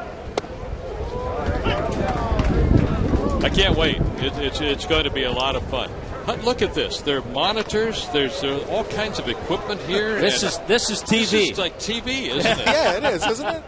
This is TV. I think anybody who loves the game of baseball, if they've not been to Cooperstown, needs to go. Yeah, absolutely. Absolutely. Now, one of the first times, Hut, that you and I worked together, we were assigned to do the National League playoffs in 1984. And we were going out to San Diego to do the Padres and the Cubs. That's exactly right. And I see you starting to laugh. Yeah. Do you remember what happened when we got to the ballpark to broadcast the game? We were ready to go. We had our notes in big postseason. We get to the broadcast booth where we were going to broadcast the game back to Canadian listeners on the radio network. There was no equipment in the booth. There was nothing. And no producer, engineer. Nothing. Not even a giant megaphone. It was just Hut and I sitting there by ourselves. And we did get a save from a kid, young kid out there, and he picked things up and ran with it, and we were on the air, and we made first pitch. We got on the air, and we worked together. And I bring that up just to show you how things don't always go the way you would like to see them go. But also how fortunate I've been over the years that I've been broadcasting Major League Baseball to be blessed with such terrific partners. Hut and I, we work together often, but not on a regular basis. Right. But I worked on a regular basis with the likes of Russ Taylor, who was my first radio partner in Montreal, and then Duke Snider for 14 years. Worked with Don Drysdale, Pee Wee Reese. Another hard shot. This one off Gabby's glove. Throws to Sanchez covering, and Dude is retired. A 1-2-3 inning for Brian Sanchez with the help of two nice fielding plays from Gabby Sanchez. Dave will stick around for another half inning, and we'll be right back. Howard with the rejection. Howard cleans it up. Reddick for 3. Magic Cavaliers, Monday at 6:30 on Sun Sports.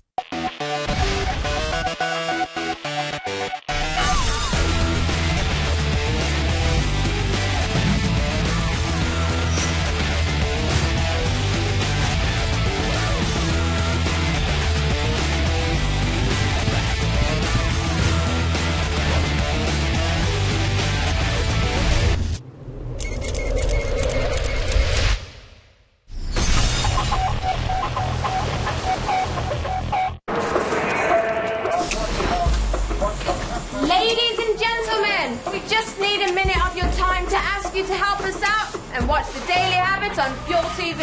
You get your action sports dudes, your comedy, your live bands, and lots of chicks. Unfortunately, if you don't watch, Fuel TV has said they're going to kill these kitties. And that puppy. Watch the Daily Habit, weeknights on Fuel TV.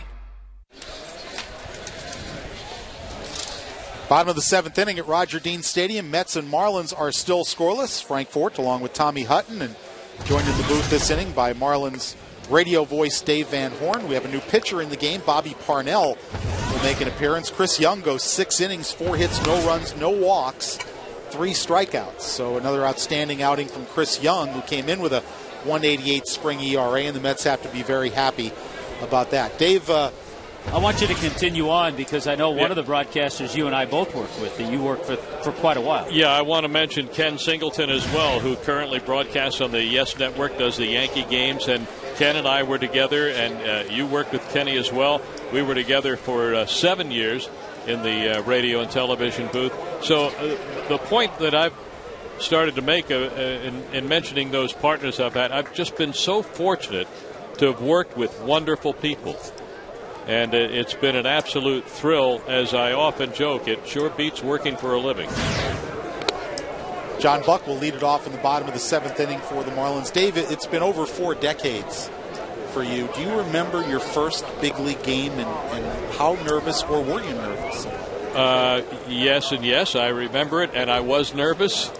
The first big league game officially was, of course, the Expos' first ever game. That was on April 8, 1969 at Shea Stadium in New York against the New York Mets. I remember it was a wild game, score-wise, too. It was a wild game, and ironically, the Expos won that game 11-10. at Shea Stadium on a windy, cold day, and it was wild. It went back and forth. When it was all said and done, Montreal had won its first ever game.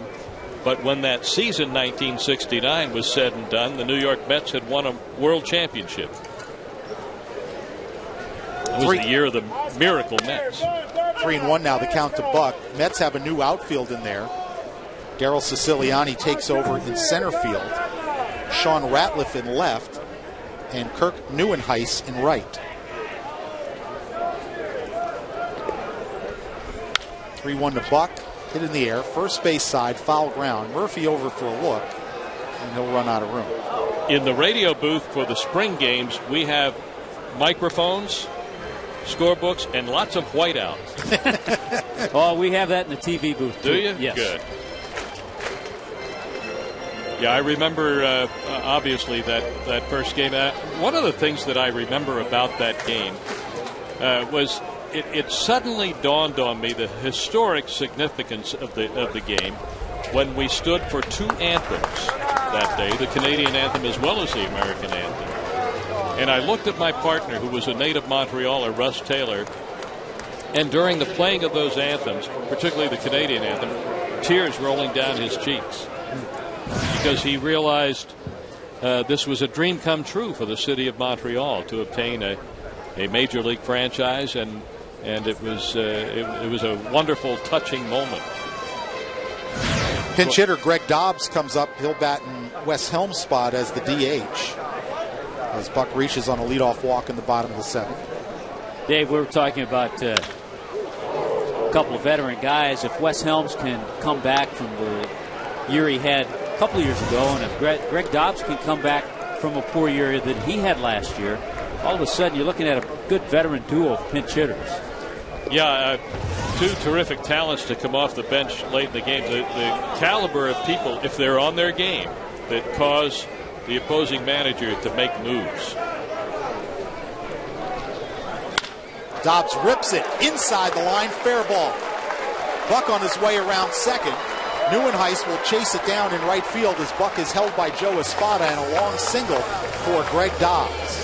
That's the kind of swing we're used to seeing Greg Dobbs have as a pinch hitter with the Phillies a couple of years ago. Well, he's told me he got a little lift happy and just tried to lift too many balls in the air. But when he hits the ball like that, line drives, he has lots of success. Good base running by, as a good example, Joe Espada telling us earlier, you don't have to have speed to be a good base runner. So good base running by the big guy, John Buck, going from first to third. Dan Warthen, the pitching coach, out to visit Parnell. First and third, nobody out for the Marlins, who have struggled to score runs this spring. And yes, it's a spring training game, but I think a big spot for Matt Dominguez here, trying to make this ball club as the starting third baseman. He's pressing a little bit. Mike Dunn getting ready, and he got off to such a great start. But, you know, it takes more than just a couple of weeks to make a ball club. So right now, Matt Dominguez is trying to come up with an RBI here, put his club ahead. Dave, you, of course, along with everybody else, heard the hype last year when Mike Stanton was on his way up. As you look back in your career, was there ever a player that you saw on day one that you knew was going to be a great player?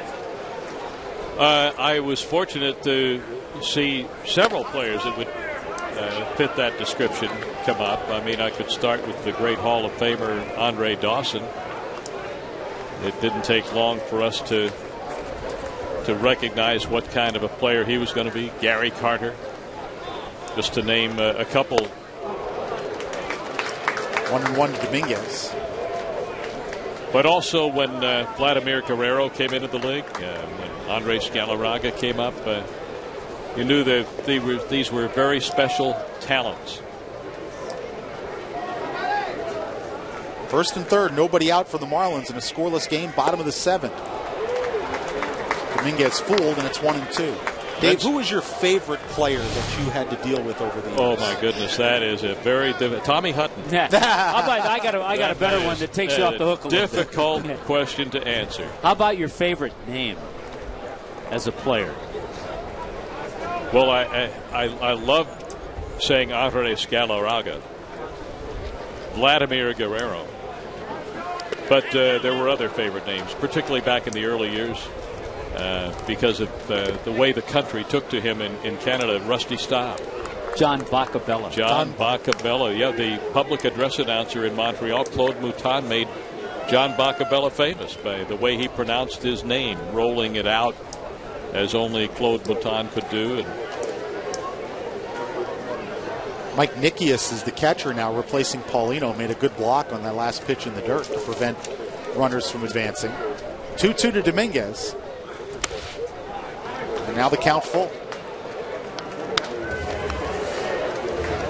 I think Hutt touched on it with Matt Dominguez, too. I have often felt that players like Matt Dominguez, if they feel pressure, it's self-inflicted.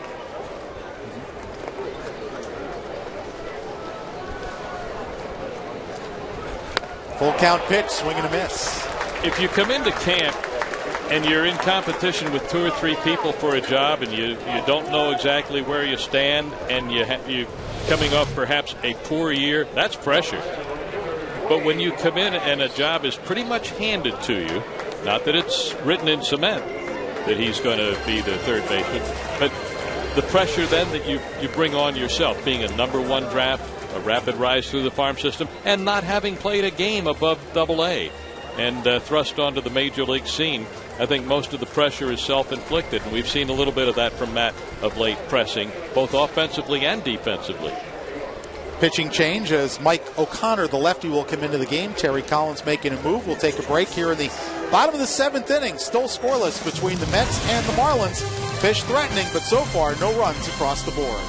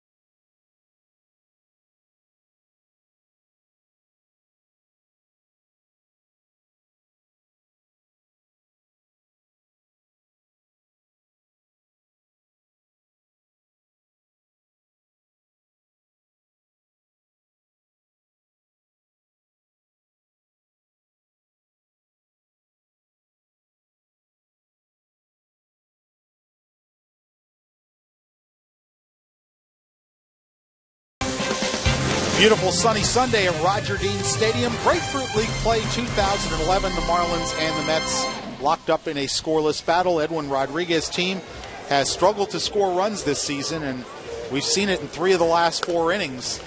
First 2 runners have reached in each of those innings, but so far nothing across the plate. Frank Ford, Tommy Hutton joined this inning by Marlins radio voice and Hall of Fame inductee to be Dave Van Horn. Pitching change as number 50 into the game, Mike O'Connor replaces Bobby Parnell. 0 for 7, Frank, the Marlins are today with the runners in scoring position. Buck, the runner at third, he led off with a walk. Dobbs, the runner at first, he singled, pinch hitting for Wes Helms. Dominguez struck out, and now here's Dwayne Wise. Waves at the breaking ball and misses, strike 1. All of a sudden you're seeing managers. We saw Edwin do it with Randy Choate. Terry Collins is doing it here with O'Connor. Managers these last 10 days or so of spring training starting to match up. Lefties against lefties, righties against righties. Breaking ball in at the letters for a strike. It's 0-2. Wise has fly to center field, both his previous plate appearances in this game. Dave, all the years, every year just as exciting as you get ready to start? Absolutely. I still look forward to going to the ballpark and watching the games and broadcasting the games. And I still enjoy the travel. Soft serve into center field. Coming on, the center fielder can't make the play. It's a base hit. Siciliani couldn't get there in time as Wise found a soft spot in the defense, and the Marlins lead 1-0 as Buck crosses the plate. Dwayne Wise continues to make a bid, put his name into that final mix for the Marlins 25-man roster. Well, it wasn't pretty, but it was just right. O'Connor with a good pitch, good slider, and just off the end of the bat, so Wise was able to hang in there enough to drop it in front of the center fielder, and Buck was able to come and score. Tough position for the runner at first base. Greg Dobbs, he had to make sure that ball fell, and he just got into second base ahead of the throw. That brings up Emilio Bonifacio, who flips over to the right side to face the lefty O'Connor. Bonifacio now 2 for 4 with a base hit to center field. Dobbs being waved in by Espada. Siciliani's throw to the plate is cut off by Murphy, and it's 2-0 Marlins. Bonifacio delivers an RBI single.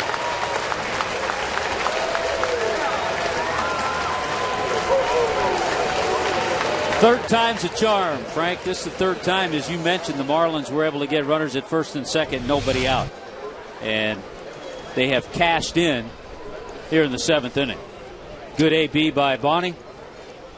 And wouldn't you know that a game that's been marked by shutout pitching, the first run scores as a result of a leadoff walk. In fact, that's the only walk issued by either pitching staff today.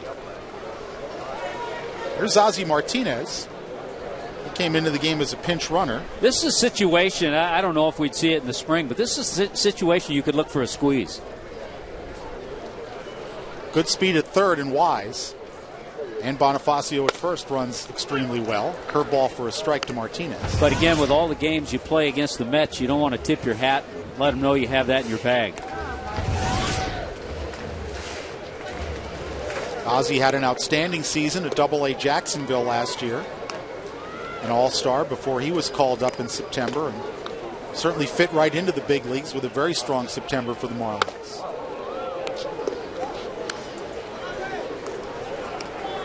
Interesting game in that we're playing under two sets of rules. Yeah, one team with the DH and the other team without. And for the Marlins, the DH role paid off, didn't it? Dobbs taking over for Helms in the DH spot this inning, delivering the base hit. 1-1 to Ozzie. Laced into left field. That's a base hit. Wise will trot home with the third run of the inning. And Mike O'Connor has not retired a batter of the three he has faced. I'll tell you another little guy that kind of grows on you is Ozzie Martinez. He did so in his brief time when he came up in September, and he's had himself a very solid spring. He's had the type of spring where if he doesn't make the 25-man roster, he's certainly going to be on everybody's mind. When something happens during the season, you say, hey, we need a middle infielder, we need to bring somebody up. First guy out of the chute will be Ozzie Martinez.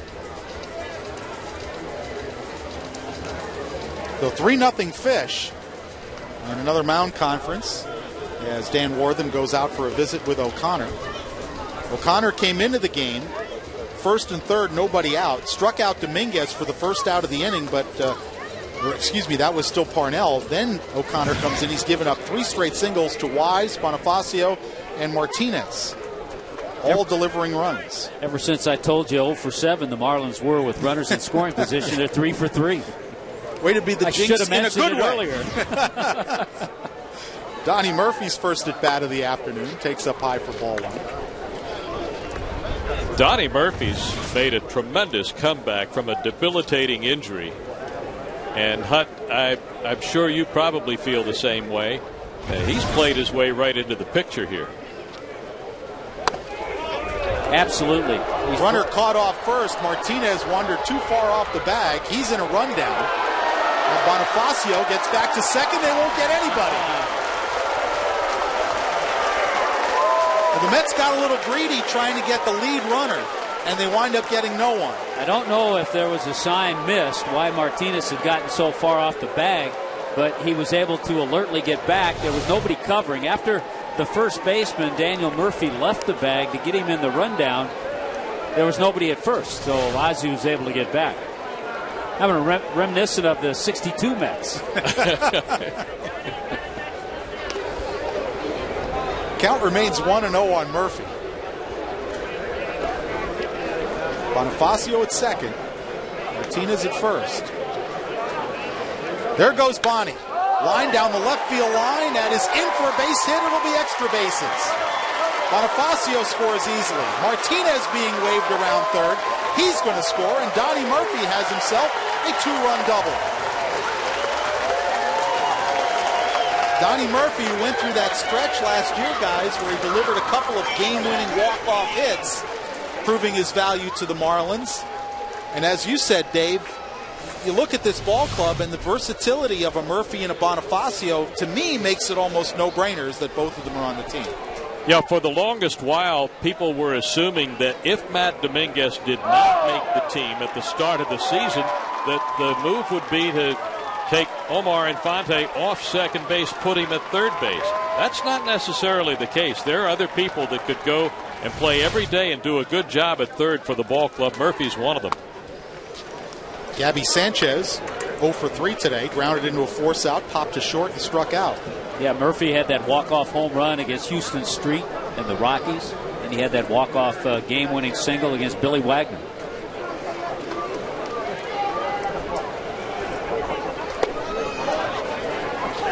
Check swing, he didn't go. It's 2-0. And I believe, Frank, that's when Rich Waltz, my partner, deemed him Donnie Bleeping Murphy. Yes.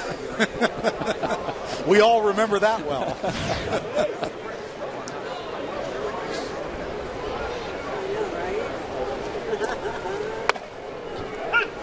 Called strike from C.B. Buckner. We're seeing those good at-bats, too, that we all talked about at the beginning of spring training with a little different look in the lineup. From Infante, you see these at-bats. Gabby gives you these kind. Donnie Murphy. Inside, 3-1. Frank Fort, Tommy Hutton with you on a Sunday afternoon. Dave Van Horn sitting in with us for an inning. Yeah, all the other guests, Dave, were in and out of here real fast. Yeah, short innings. Looks like that. Huh? This is the second day in a row now that the Marlins have waited till the late innings to get the offense going. Came back and beat the Cardinals with a big inning yesterday. What was it, the 8th inning? Scored 4 times. Now they've scored 5 times here in the 7th inning today. So maybe the offense is coming around a little bit. Well, they went through that 9-game losing streak. That was a tough stretch. Full count to Sanchez. Inside, ball 4. Well, Dave Van Horn and his partner Glenn Geffner. Dave, we do 150 on television. You folks have all 162 on the radio side? We do 162 and 15 spring games. Yeah. Do you ever get tired of the travel after being in the game so long? Or is that just a nice kind of... I'll be very honest with you. I think all of us, sometimes when we're walking into a hotel lobby about 4:30, 5 o'clock in the morning to pick up our room keys and head off to bed, feel like, yeah, this can be grueling and tiring. Logan Morrison check swing, but he went too far. Dave. But by the time you get some sleep, get up the next day and realize you got a ball game to go to, everything falls into place again and you're ready to go. Did you ever want to do anything else in your life, even growing up? Or did you always want to broadcast baseball? From the first time I broadcast baseball, I knew that that's what I wanted to do to make a living. I fell in love with the challenge of broadcasting baseball games. I had done basketball and football and some other sports, but when I had my first opportunity way back when to broadcast baseball, I knew just a couple weeks into that first season that that's what I wanted to do. Where was that? That was in Richmond, Virginia, broadcasting in the International League. 0-2 to Morrison. Did he check? He did. Is that where you first hooked up and met Bobby Cox? That's where I met Bobby Cox. He was a third baseman on that team. I broadcast the Richmond Braves games the first 3 years that they were in Richmond. Richmond had been a New York Yankee farm club. They had their AAA club in Richmond for years. And then when the Braves moved from Milwaukee to Atlanta, they moved their AAA club into Richmond. Dave, how do you look at the National League East this year? Obviously, the Phillies with their rotation. The Braves are a very solid club. And, of course, we know their manager well, Freddie Gonzalez. The Nationals seem to be improving. How do you see this East playing out? Very tough division. The Phils obviously are going to be the team picked by just about everybody to win the East. Morrison down on strike, second out of the inning. I think it's going to be really important for a club like the Marlins to try to hold their own with the Phillies and beat up on other teams in the division, because you've got to play them all 18 times. So you can't allow the Phillies to bury you, but at the same time, you've got to take care of business and beat up on the rest of the division and hope you can hold your own against the Phils. And traditionally, the Marlins have played the Phillies pretty tough. We have a pitching change with 2 outs here in the bottom of the 7th. We'll take a quick timeout. Marlins have pushed across 5 runs here in the bottom of the 7th. They lead the Mets 5-0.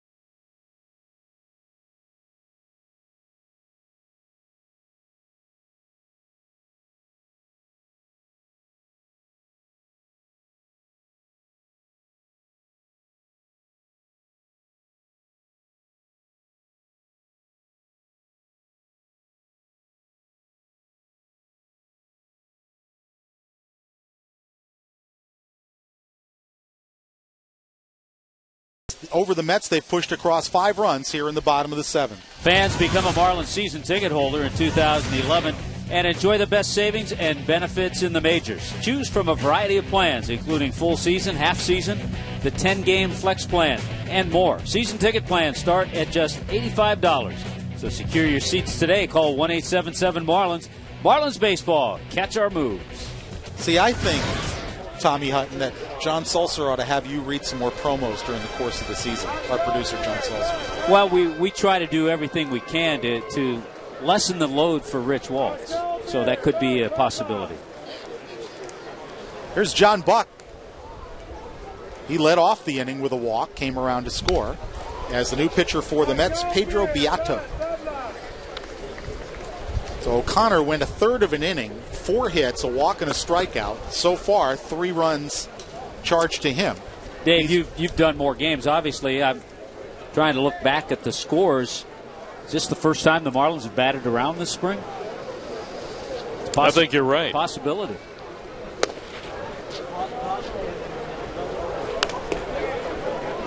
Dave, what are your impressions of John Buck?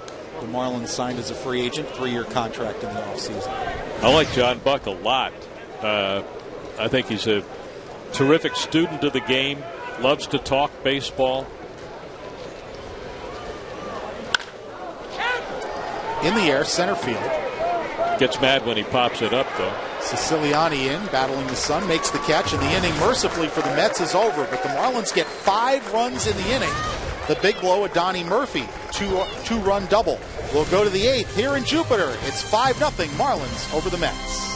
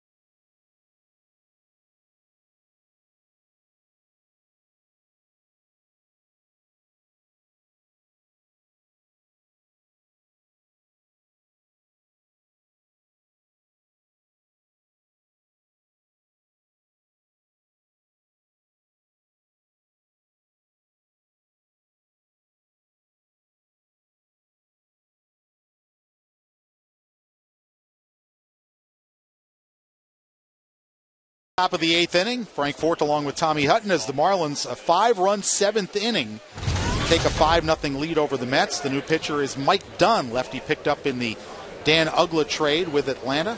Dunn and Omar Infante coming over.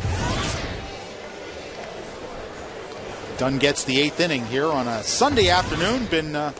Boy, Tommy, we've been blessed with, so far, knock on wood, good weather this spring training. We've had good weather, Frank, and I thought you were going in the direction of we've been blessed with good guests in this broadcast we have as well. Today as well. We want to thank Dave Van Horn for stopping in, and of course, he left Glenn Geffner alone for about the last half hour with the long 7th inning. So Geff was able, I hope, to hold the fort down over there.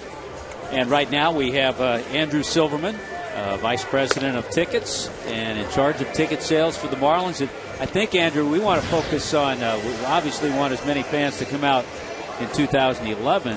But what can you tell us about 2012? I know David Sampson told us the premium seating has all been taken, but what other areas are good areas for fans to look at? Yeah, we've got seats, good seats in the lower level for $20-$30 a game. So you can buy a season seat down there for $1,600, $2,400, and it's phenomenal seats.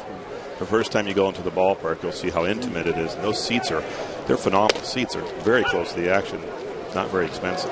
With the 37,000-seat ballpark, and I've been down to the construction site a number of times, it doesn't look like there's going to be a bad seat. There's no obstructed views. I mean, you're going to be able to enjoy the game from almost anywhere. Absolutely. That's the first thing when I walked in there to see how intimate it was and how close you are. So, you can sit in the outfield for $15 a seat, and you're right on top of it, right on top of the bullpen, et cetera. Yeah, we went out the day we had the tour a few weeks ago. As we were leaving, we wanted to walk into that bleacher area in right field. And you stood out there and you had a good seat. Yeah, those have sold really well. They're almost sold out there. They're $15 seats up there and $12.50 in that upper and that home run porch area, which is very popular as well. So. Where Lomo hit one when the guys did batting practice. Yeah, those are very popular. Turner grounds it to third. Dominguez over to Gabby, and there's one away here in the 8th. Is there one area that's been more popular or more asked about from fans in terms of seat locations? I think there's two different qualifications of the fans. Some of the fans who like the premium with the food and beverage built in, and as David mentioned before, those are almost gone. So if you're interested in championship suites or dugout club, don't wait. But there's also seats that just regular season tickets that don't have that, and those are called base reserved or baseline reserved, and those are the ones that I mentioned are $20 or $30 a seat and have sold very well. I think the heads up that we have to give fans is that in years past, because of the spacious place the Marlins play now, you could get a great seat at the last minute.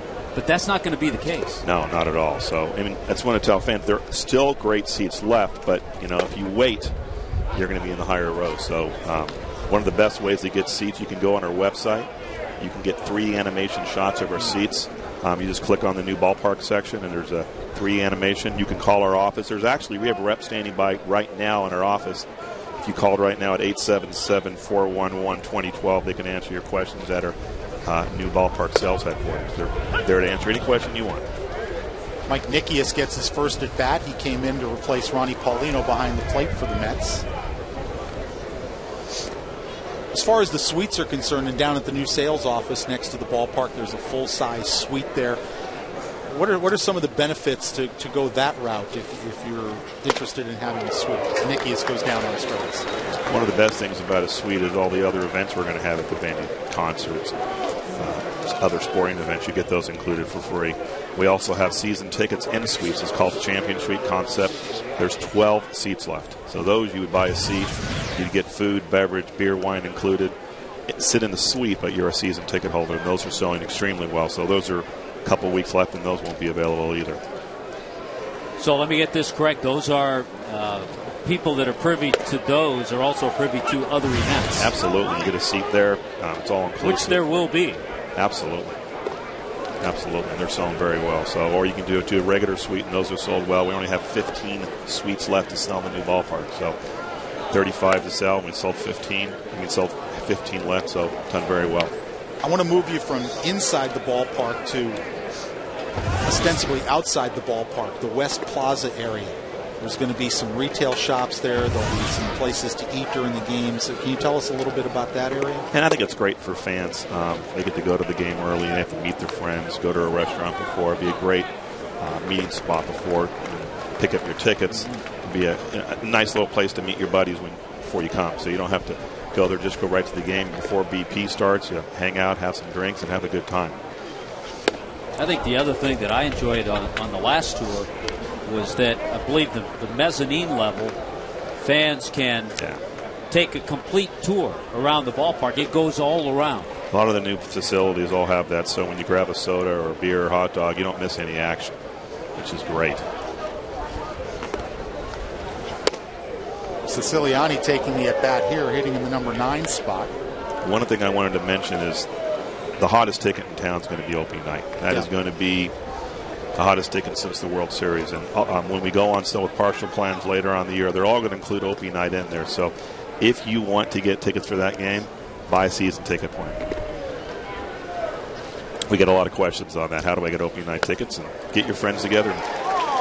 Siciliani works a walk. Now, and are you going to have similar type plans? You'll have full season, half season, maybe some flex plans or 10-game kind of plans. Is it going to be kind of similar to the ticket plans you have now? Maybe similar. Right now, I always tell people you probably have 5 or 6 friends that maybe go to 5 or 10 or 20 games. Get together and make your own plan now so you can customize your own plan. But later on in the season, we'll go on sale with probably a half and then, smaller plans later on. But the smart people are doing it together and building their own groups. A lot. Yeah. It's hard to go to 81 games if you're not a company. So get your buddies together. And you've got a year to do it, so might as well get it done now. So we're telling you right now, you got plenty of time to plan. Yeah. It's 12 months away, but I guarantee you it's going to go fast in terms of time. It'll go faster than you think. That's right. It's easy to do. You put down 20% now, and you got a year to find 5 or 6 friends that go in with you and split up the season. That's the best way to do it. Then you get the best seats. You get opening night. You get all the advantages of a full season seat holder. Sean Ratliff is the hitter, wearing number 93. Came into the game as a defensive replacement in left. We're in the top of the 8th inning. Marlins up 5-0. Frank Fort, Tommy Hutton with you on this beautiful Sunday afternoon as we close in on the start of the 2011 season. April 1st against these very same Mets will be the opener. You realize, Frank, the walk issued by Mike Dunn, the first walk issued by Marlins pitchers today. Now, we had David Sampson in here earlier, and we've been reading some promos for the Super Saturdays and the concert. As far as you know, is the plan in the new ballpark to continue the concert series and Super Saturday concept? Yeah, absolutely. So it's been a very popular concept with their fans in Miami, and we want to continue that as much as possible. Now, you've obviously been down to the construction site. Do you have, say aside from the suites, because it's hard to beat the suites, but do you have a favorite part of the ballpark that if you were a fan, you'd want to watch the game from? Clubhouse box, the seats right above the clubhouse, right above the dugouts are great. I mean, those are phenomenal seats. Buck with the mask off, back toward the screen, and makes the play. Nicely done from John Buck. That'll do it for the top of the 8th inning. The Mets are down, thanks to Andy Silverman. And ticket sales for the Marlins, we appreciate you stopping by, updating us on some of the plans for the new ballpark.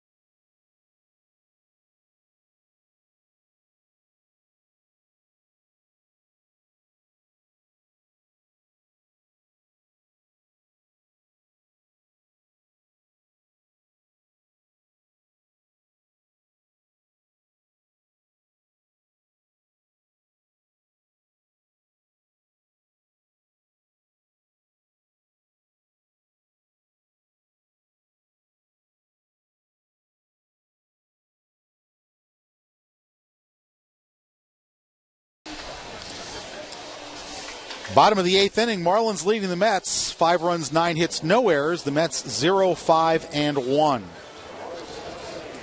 Marlins got all their runs in the bottom of the 7th inning.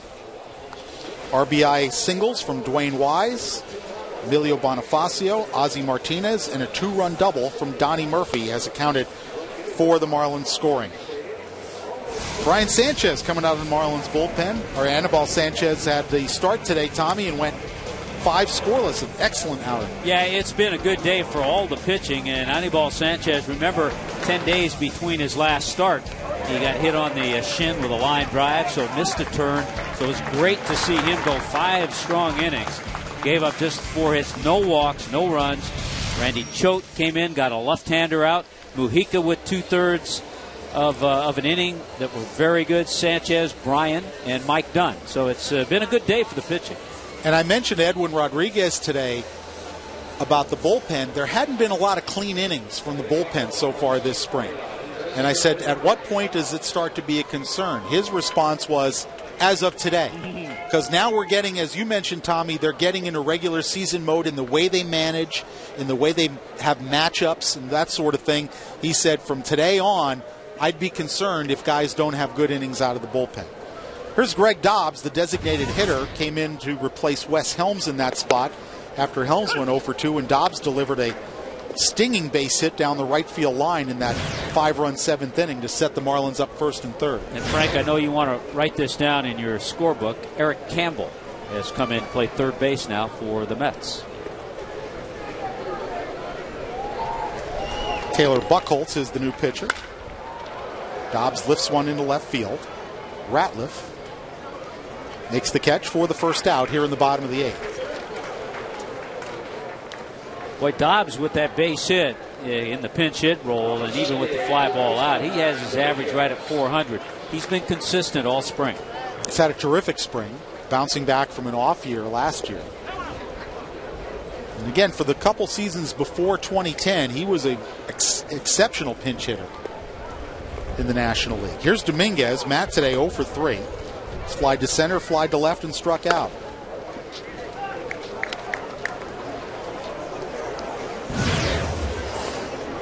The Marlins getting close to the time when they're going to have to make a decision on whether Dominguez has shown enough to be the opening day 3rd baseman. And that's a good point, because if you do make that decision, and the decision is it might be best served for Matt to go play some games in AAA, you have to make it fairly soon to allow whoever you want to be at 3rd base to get some chances to settle in there.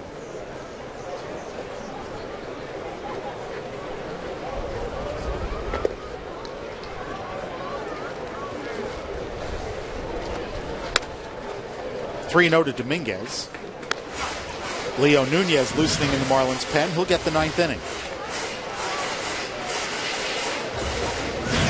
Good to see Leo back. He had to return home to be with his family. His father passed away, so good to see him back and ready to go. He told me today he feels good.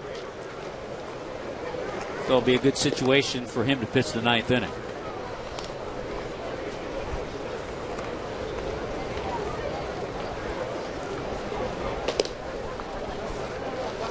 Three and 1 to Dominguez. Called strike 2. Tommy, I think the Marlins have to be encouraged in this last week. Other than the Ricky Nolasco start, JJ had a strong start. Volstad had a strong start. Today, Anibal Sanchez had a strong outing. Javier Vasquez was pretty good yesterday. Fly ball to center field. Now drifting into right center. And it's Neuenhuis that makes the catch for out number 2. Yeah, you're right. It's been a good week for pitching, and it's what the Marlins are built on. So it's good to see the starting pitchers getting to where they need to be, and also for the bullpen to get their work.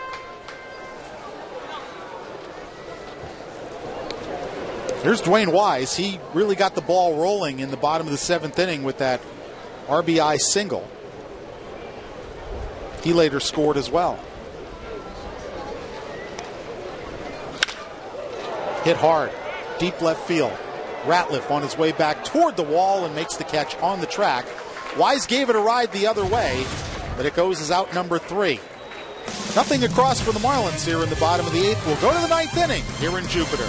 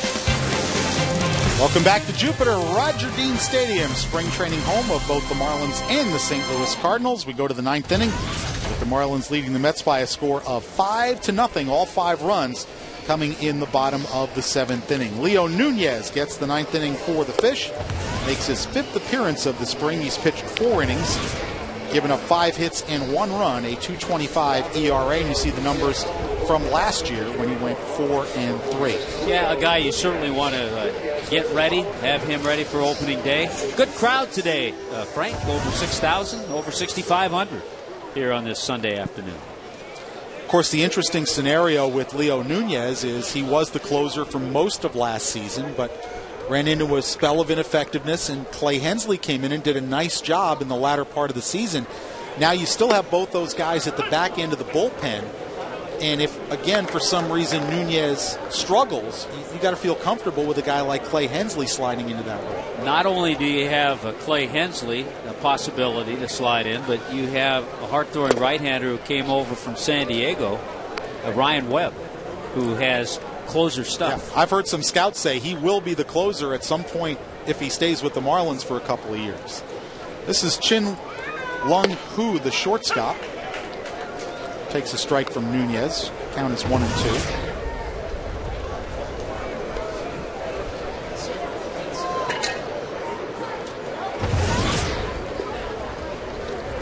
Who used to be in the Dodgers organization.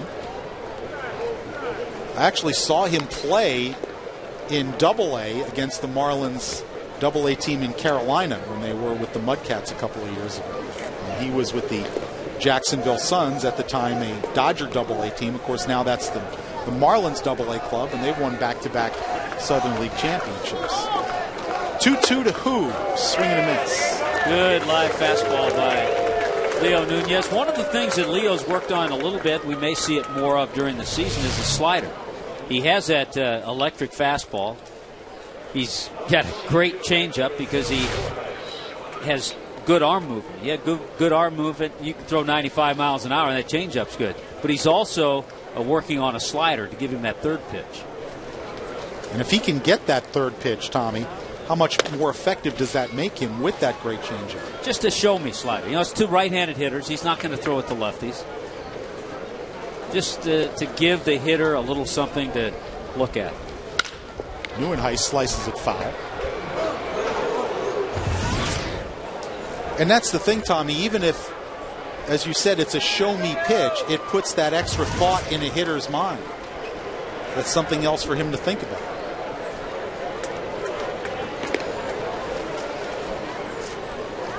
One to Neuenhuis.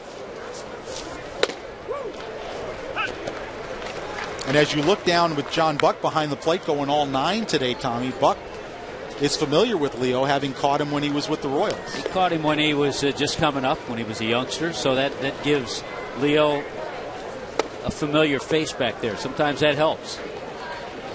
Marlins trying to keep this a shutout. It would be their first shutout of the spring. It also would be their first win against the Mets. They've not played against the Mets well this spring. Hard hit on the ground. Great diving stop. Murphy on to Gabby for the out. Donnie Murphy flashing some leather here in the 9th inning. Again, a versatile player. He can play there. He can play short.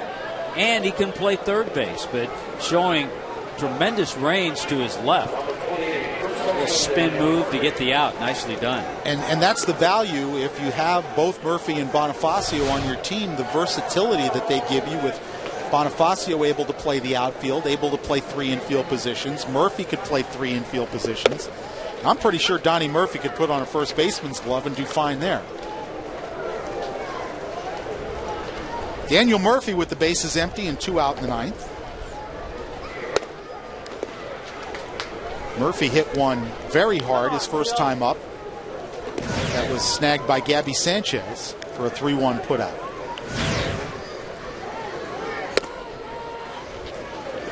Two and 1 the count to Murphy. Murphy had a very nice year for the Mets last season. 266 with 38 doubles, 12 homers, and 63 driven in.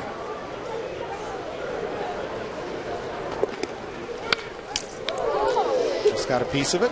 kind of guy that the Mets just can't find the position for. Is he a second baseman? Is he a first baseman? Is he a left fielder? They just haven't found the spot for him. Of course, they hope they have a healthy Jason Bay in left field. They won't have to worry about that. They are worrying about right field. Carlos Beltran still has his knee issues. 2-2 to Murphy. Called strike 3 on the outside edge. Leo Nunez has a 1-2-3 ninth inning, and the Marlins pitching staff completes a 5-hit shutout of the New York Mets. The final in Jupiter today, Marlins 5 and the Mets nothing, as the Marlins win for the second day in a row. They have struggled through much of this spring, just 7-14 coming into today. Some ugly losses within the last 10 days, but a comeback win yesterday against the Cardinals and a solid 5-0 win today against the New York Mets. Outstanding outing by Anibal Sanchez as he went 5 scoreless and the bullpen was clean. I think the main things to talk about today, excellent pitching from the starter, Anibal Sanchez, to the bullpen. They all were tremendous, and some clutch hitting in that 7th inning when the Marlins batted around, scoring all 5 runs. So the final 5-0 for the Marlins. We'll be back from Jupiter. We'll wrap it up right after this here on Fox Sports Florida.